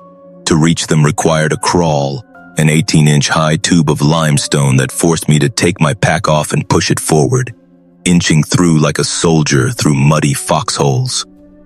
The tunnel's rubbing was old, the stone concave, as if something or someone had been dragged through many times. Halfway through, my hand brushed fabric. I jerked back, heart pinging, then reached until my fingers closed on denim, slick with cave moisture and softened by decay. There was the familiar shape of a belt buckle behind the fabric. My lamp beam would have lit it up loud and obvious. That thought made me keep it off. The voices came clearer. One sounded like a woman, the tone casual, almost cheerful. The crawl opened into a passage lit by a warm artificial glow. Too steady, too old-fashioned to be battery LEDs. I hugged the wall, moving slow and silent. The chamber turned left, and through the curve I saw them. 3 people sitting in cheap folding chairs beneath a strand of incandescent bulbs strung from piton to piton, the light casting everything in a soft, domestic yellow. They were ridiculous in their normalcy. A woman with a University of Tennessee sweatshirt and a thick braid, a man in grease-stained coveralls, another in beige khakis and a polo, the sort who'd drink coffee on a Saturday morning. They passed a thermos and a paper cup between them. Behind their chairs, shelving units sagged with plastic bins labeled by hand with years going back to the 70s. On one shelf, a neat row of watches and glasses waited like merchandise on a pawn shop counter. What made me stagger inward was how relaxed they looked. The coveralls man rose and without hurry, opened a container and began sorting items. A locket, a child's plastic bracelet, a dog tag. He cataloged with a small ledger, pen on paper, neat rows, initials, dates. The woman laughed at something trivial, the kind of small sound that makes a reporter in you think of ordinary scenes of human life. Then she said a thing that peeled the world into a new, terrible shape. "We should check on the new ones," she said, like she was reminding someone to check on the lasagna in the oven. "Last batch took almost 3 days to stop. I don't want that again." It dropped into me like ice. She said it the way someone might remark on how long bread takes to rise. The man in khakis glanced at his watch and said with an audible yawn, "We've got another hour, then we do rounds." Their speech was cataloging and routine, people making time into a schedule. My throat closed. My legs wanted to run. Instead, I slid my phone out and hit record. The device would store the footage even without signal. I got 30 seconds of shaky video of the trio in their lit circle before the man in coveralls looked up and stared directly toward my hiding place. "Did you hear that?" he asked, and suddenly the cadence of their conversation shifted. They all listened. Blank faces. Then slow, deliberate movement. The woman reached for something on a shelf. An elongated object, heavy-looking. The coveralls man pushed back his chair and tightened the ledger under his arm. I backed away, whispering into a mind that wanted to shout. Their steps were already moving along the passages I had just mapped. They knew this layout like a kitchen. Behind me, the corridor's limestone bit at my knuckles. I kept moving, retreating as quietly as I could, then fled in earnest when a beam sliced across the tunnel floor 3 inches from my elbow. "Got someone?" A voice boomed into the tight space. I kicked out, heard the grunt close behind me, and scrambled free. Their voices rose in methodical commands. "Block the main exit, check the north run, Tommy take the side, names for passages." They spoke like men who had given names to their traps. My headlamp swung wild as I raced through the teeth circles and past the animal bone spiral. For once my map of the passaging, all that patient crawling and memorization, served me. I cut my light at one choke point and felt my way by touch for 30 feet to throw them off my scent. The echoes of their steps sharpened. The hum of their radio-style coordination made a grid in my head. They were organized. When I rounded a final corner and saw faint daylight through a fissure, I felt a small hope flame. I quickened. A silhouette stood framed against the brightness. Another person waiting at the mouth, blocking my exit. For a second, the adrenaline made me clumsy and my options vanish. I slid into a side tube I hadn't explored, fingers scrabbling along the slick rock until it opened into a small chamber with multiple potential exits. I picked one and listened for the rifle crack of a shout. I climbed into the sun on a slope about 200 yards from the laurel thicket mouth where Marco had told me the entrance lay. My legs were jelly. My hands bled where the rock had taken flakes of skin. I ran to my car with the sound of their voices still in my ears and drove in a haze straight to the regional state police post in Jackson.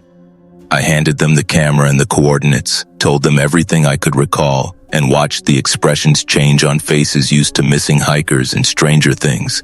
They believed enough to send a team that afternoon. When they reached the chamber the next day, the place was empty. The bone spiral was gone. The tooth rings were gone. The shelving, the strings of lights bolted into the stone. Everything that had been there the night before was removed as if erased by a careful hand. The only thing left was my pack, which I had dropped in my scramble and found placed, neatly and deliberately, back in the mouth of the entrance as if returned by the very people who'd chased me. Detectives checked the ID in the wallet. Veronica Hale did not show up in any missing persons registry dating back to 1991, the apparent year on the license. They told me that sometimes people aren't reported. Transient lives, poor record keeping, the sort of bureaucratic holes where real people fall through. They followed leads, a faded ring serial number, the imprint on the sneaker sole, the handwriting on the boxes. They set up surveillance on the sinkhole for weeks. There was nothing. No foot traffic. No trucks leaving at odd hours. The cameras they installed after my report showed nothing but the occasional deer and the slow slide of afternoon shadows. I kept the photos and the video. People asked to see them. Some said the footage was poor, grainy in typical cave light fashion, and could be faked. Others suggested it was an elaborate performance art installation.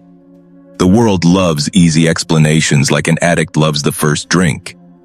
I know what I heard. The laughter, the coffee, the way the woman said, 3 days. I know the ledger they used to inventory belongings because I preserved a photograph of the page with initials and dates penciled in. The police drew up a theory that has haunted me more than the absence. They suspected the trio were not simply random criminals, but people who had spent years learning how to use the dark. They'd watch the cars at trailheads, memorize who took what ranger recommended routes, and then pull someone off the less traveled side slopes with a practiced voice or a staged fall.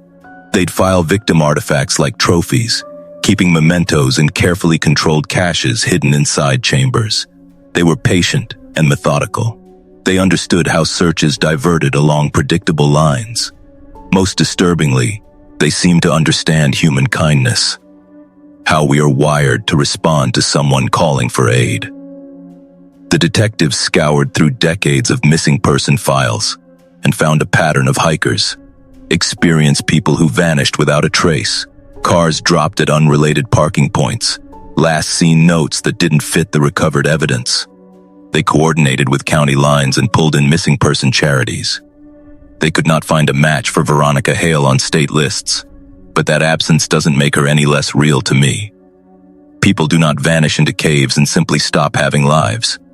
They vanish from records because the world is messy. Elliot?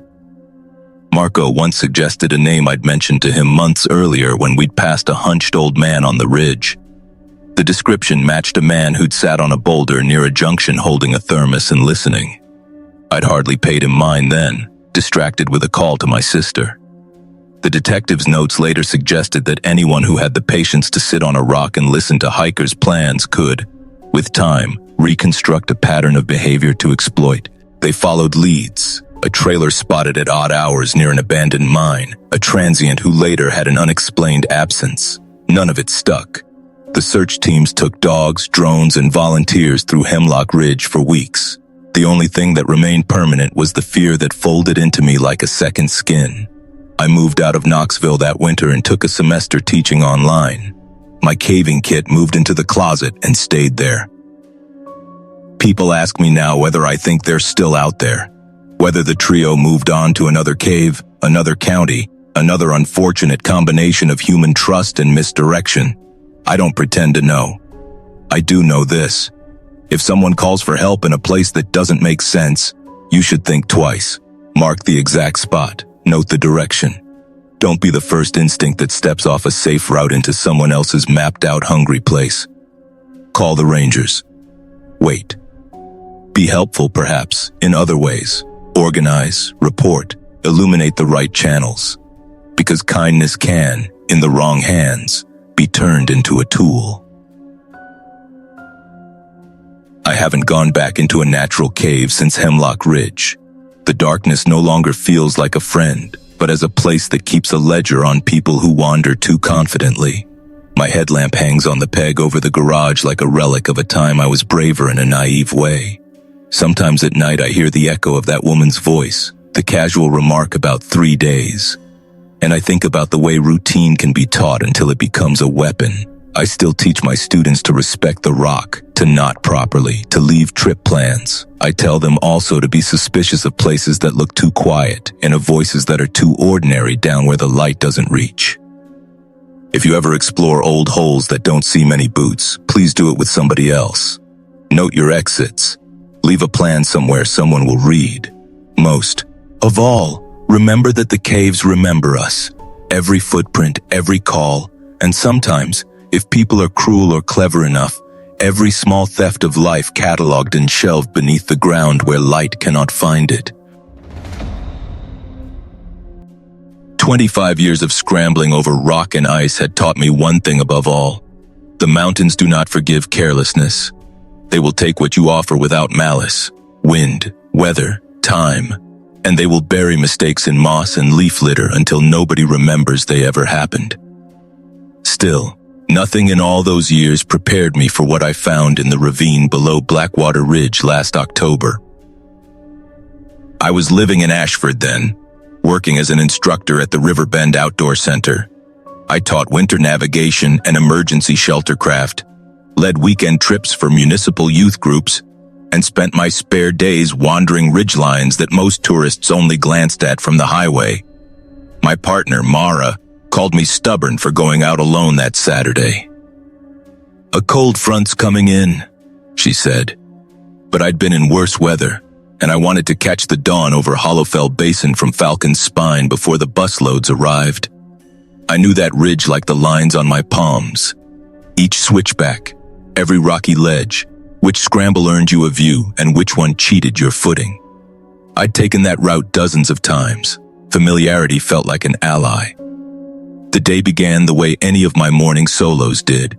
Headlamp on, pack light, breath fogging in the chill air as I pushed up through spruce and oak while the sky blackened to the east. The first odd thing happened just as the world shifted from navy to pewter, sometime after 6 a.m. when the first pale of sun cut the silhouette of the basin. I'd stopped at a lookout we called the Glass Lip, a granite slab that gives you a clean view into the valley. And that's when I heard it. A voice, hoarse and tight, calling into the trees. It wasn't a scream. It was the sort of shout you make when you've expended everything and are rationing your breath. "Help, please." It sounded far off to the northwest, a direction that fell away into a tangled side canyon. There are no marked trails that way for miles, just a steep drop in old growth. I thumbed my phone to save my GPS coordinates and got no bars. A little weird for that lookout, where I usually saw at least a sliver of service. The call came again, slower now, the desperation in it pushing layers of lichen and rock. "Someone? Please, is anyone there?" Training is a funny thing. It gives you rules and instincts that sit beneath the calm voice you use with students. Don't go alone. Don't descend loose ground. Call for backup. That morning, the rules wrestled with the immediate human reaction. You don't leave a man shouting for help on a mountain. I cupped my hands and called down the slope, careful to use a tone that would carry. "Where are you? Keep shouting so I can find you." This time the voice answered with relief that sounded nearly operatic in that hush. "Up here, thank God. I fell yesterday afternoon. I think my leg's broken." Yesterday afternoon.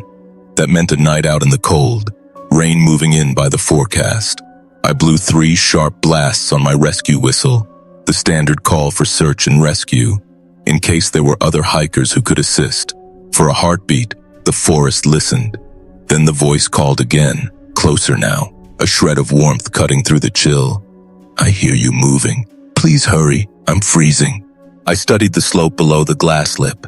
A slick 90-degree face fell away to the canyon mouth, but to the northwest a narrow gully threaded down into a pocket of trees. The sort of place that looked like it had been carved by angry water and then left to rot. The grade was probably 60 degrees, covered in a carpet of leaves and loose shale. Descending alone violated everything I hammered into my classes, but sitting back at the ranger office and returning with a team felt like leaving someone to die. I took my main pack off and clipped it to a small, stubborn pine with a quick draw, taking only my first aid kit, a coil of static line, a light, and a few emergency items in my day pack. I tied a bright yellow kerchief to a twig at the trailhead to mark my exit point and slid down, boot edges carving small avalanches of wet detritus. About 50 feet below the glass lip, something snagged my eye and tightened my stomach. A length of frayed green rope was looped around an old oak root, half buried by leaves. The weave looked like it came from the late 90s, the nylon's sheen gone dull with exposure. It trailed off into the understory and vanished beneath a carpet of moss. Whoever had gone this way before had left traces: rope, a rusted carabiner, a chunk of cracked plastic from some older pack. My mind cataloged the items faster than I admitted. They were relics of more than one passage, strewn like the breadcrumbs of forgotten trips. The voice called again, now a raw edge of panic. "I can hear you moving. Please, hurry. I can't feel my feet." Estimating distance in that maze was impossible.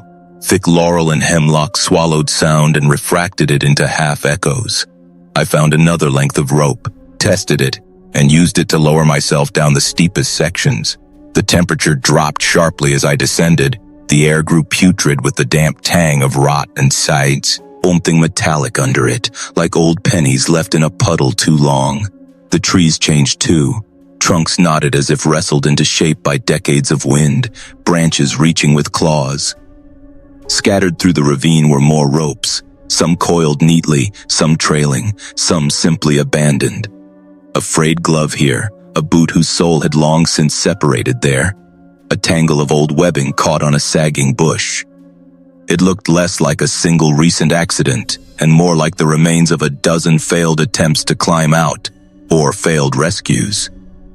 The voice stopped saying anything for a long moment, which set my teeth on edge. I shouted, "I'm coming. Talk to me. Tell me your name." A man's reply floated up, breath shrinking his words. "Call me Rowan. I thought I'd be dead by dawn."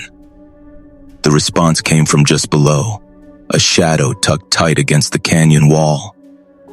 When I found him, he was sitting propped against a slick face, a bright red jacket buttoned to the chin, beard flecked with frost. He was maybe in his 50s, hair gone salt and pepper, and his gear looked nicer than the route warranted. A mid-priced alpine pack, a solid harness, a modern bivvy. His left leg lay bent at a bad angle, but his clothes were clean in a way that tugged at the edges of my skepticism. More dust than mud, a few scraped threads, nothing soaked through. "Thank God," he breathed when he saw me, and there was a calm in his voice that didn't match the color of his lips. I'd given up. My hands went straight to his wrist. I checked for shock and pulse. He winced, but his eyes tracked me with surprising clarity. When I glanced beyond him into the dark of the gully, the metallic smell grew stronger. Tucked against the far wall were at least 3 packs, their surfaces mottled with moss and leaf mold as if time had chosen them for its own. At first my brain tried to count them as gear, but then a different, colder calculation took over. "Others?" I asked. "Oh, he said casually, as if admitting to a long-term garden rental. He watched me as if gauging my reaction. "Over the years, this place, it funnels you. People hear a voice, they come down the same slope you did. Getting back up's another story." He pointed at the canyon's lip. The walls were polished by water and slick with a thin film of algae. 2 of the packs were arranged in a line, almost ritual-like, the way hunters might leave a token. Under one pack, something pale showed through. Rags, fabric, and a flash of rusted metal reflected what little light there was. I forced myself not to breathe too loud. My mind ticked through missing hiker reports I'd heard in the instructor break room. The experienced bushwalker who vanished in a rainstorm. The weekenders who never returned. People with good gear, good sense. Gone.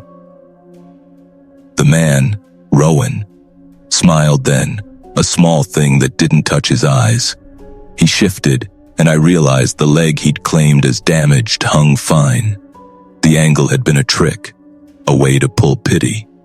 "You said you've been out a long time yourself," he murmured. "Years climbing. Years of help too, I bet.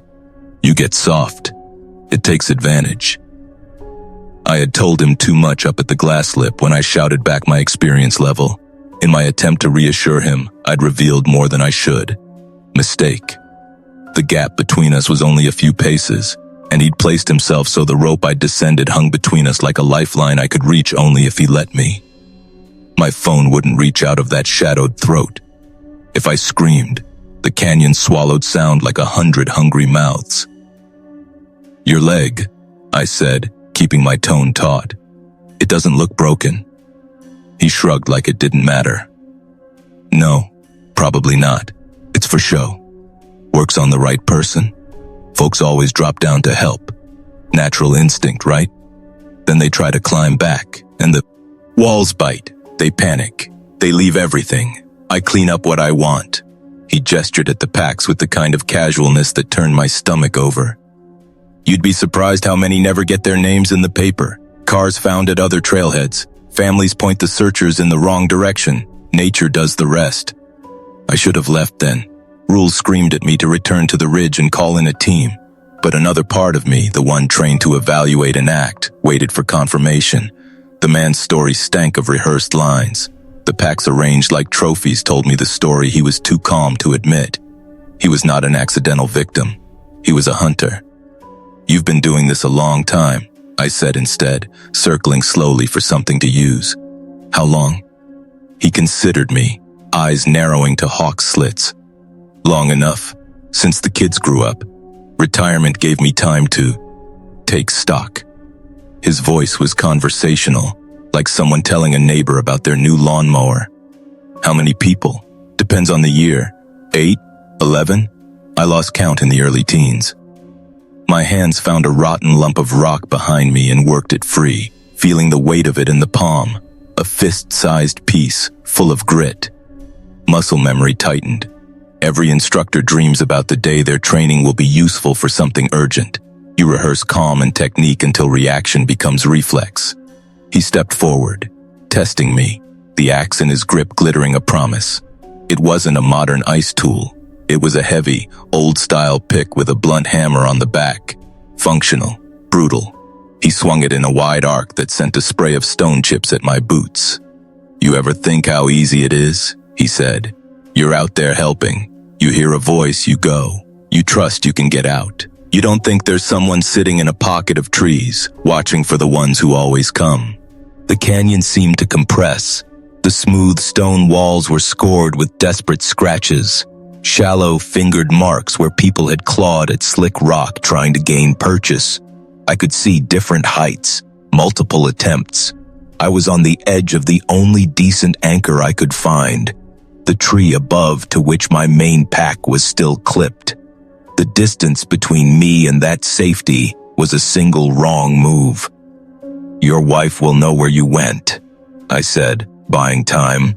It was a gamble to offer any details, but I needed him thinking about others, not about striking. Mara. She knows I like Falcon's spine, right? He laughed, a noise that ricocheted off the stone. Your pack's down here where most wouldn't think to look. She'll tell them you were on the Danielson Spur, won't she? You mentioned it near the ranger booth a few weeks ago. I was listening.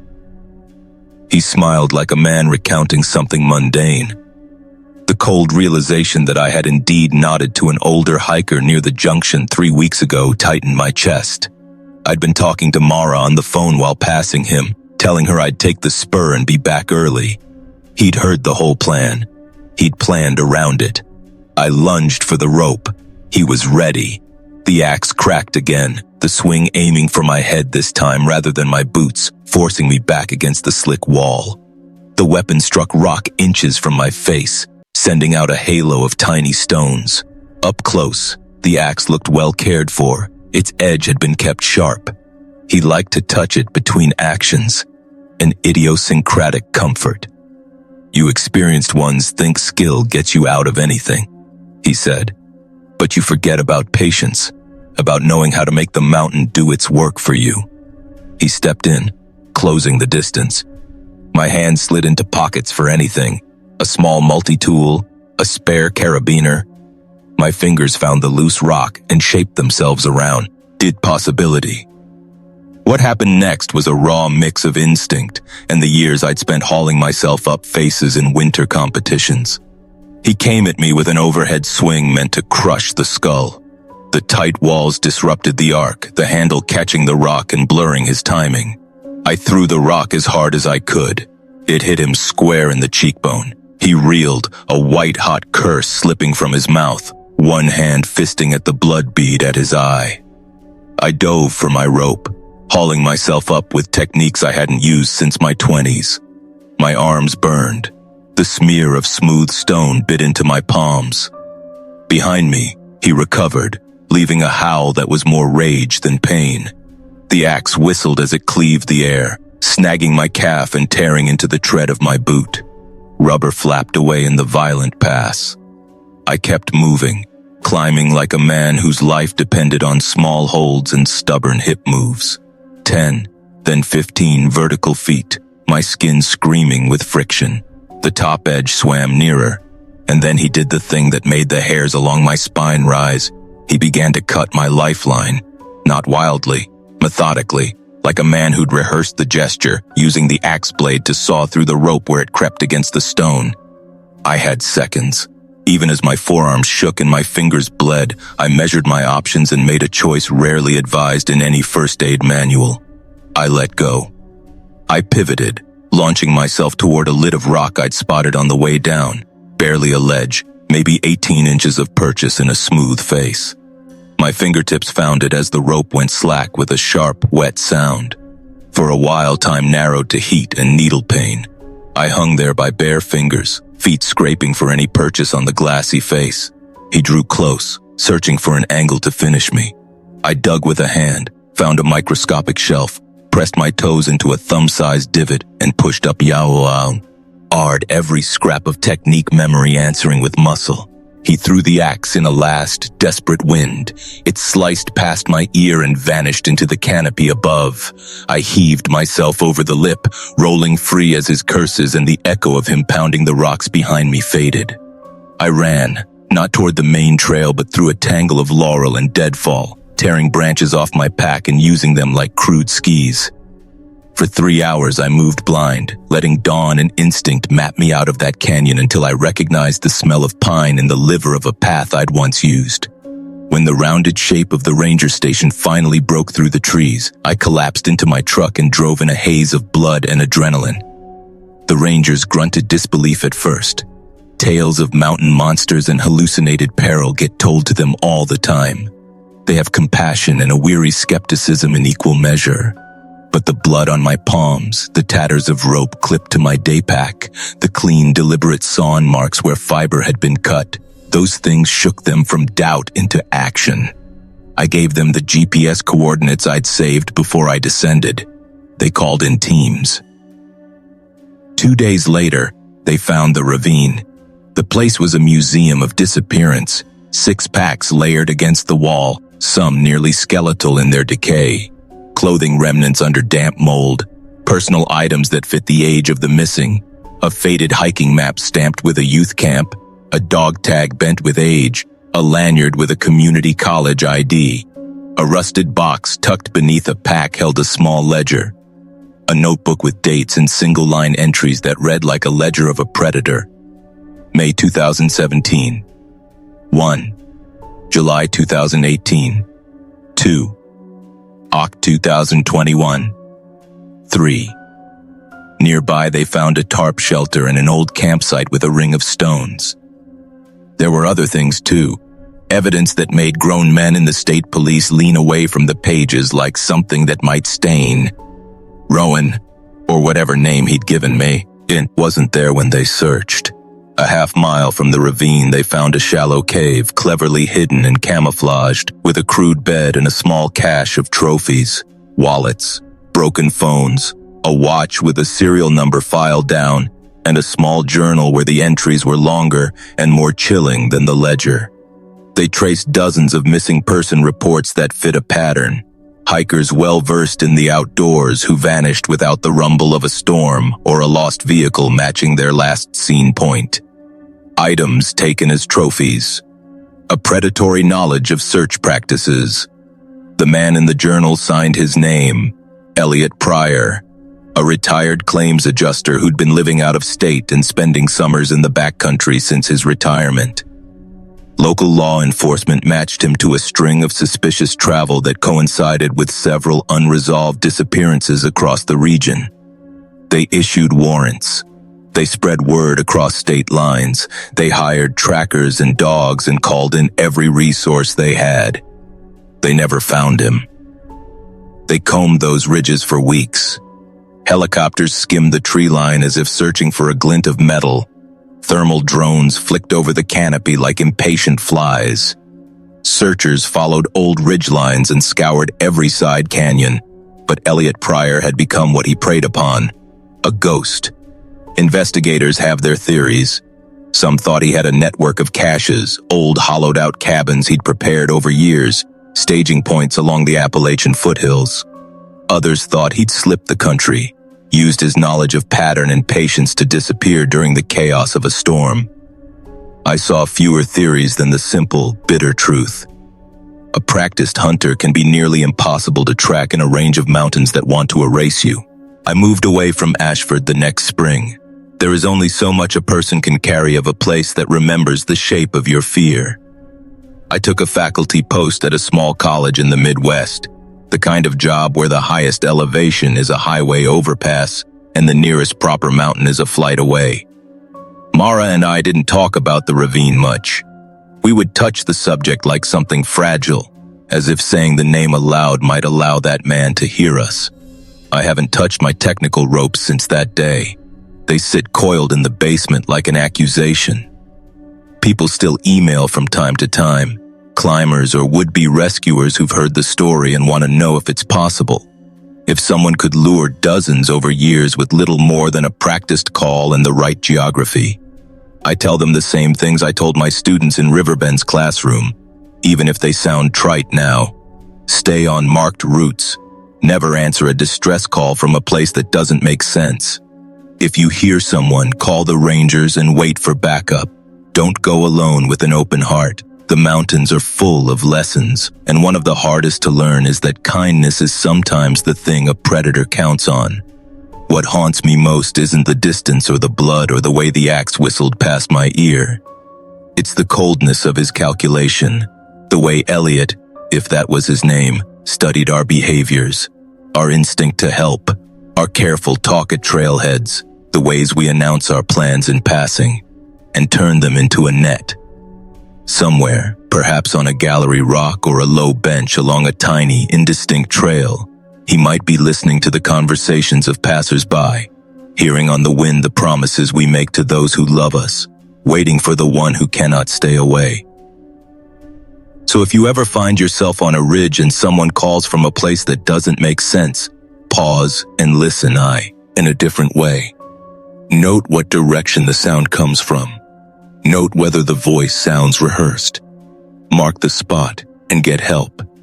Let the rangers, the folks paid to untangle these things, do the looking. Being brave is good. Being alive is better. The mountains keep secrets, yes, but they keep better company with those of us who leave our footprints in the marked paths and refuse to disappear into the parts that swallow light.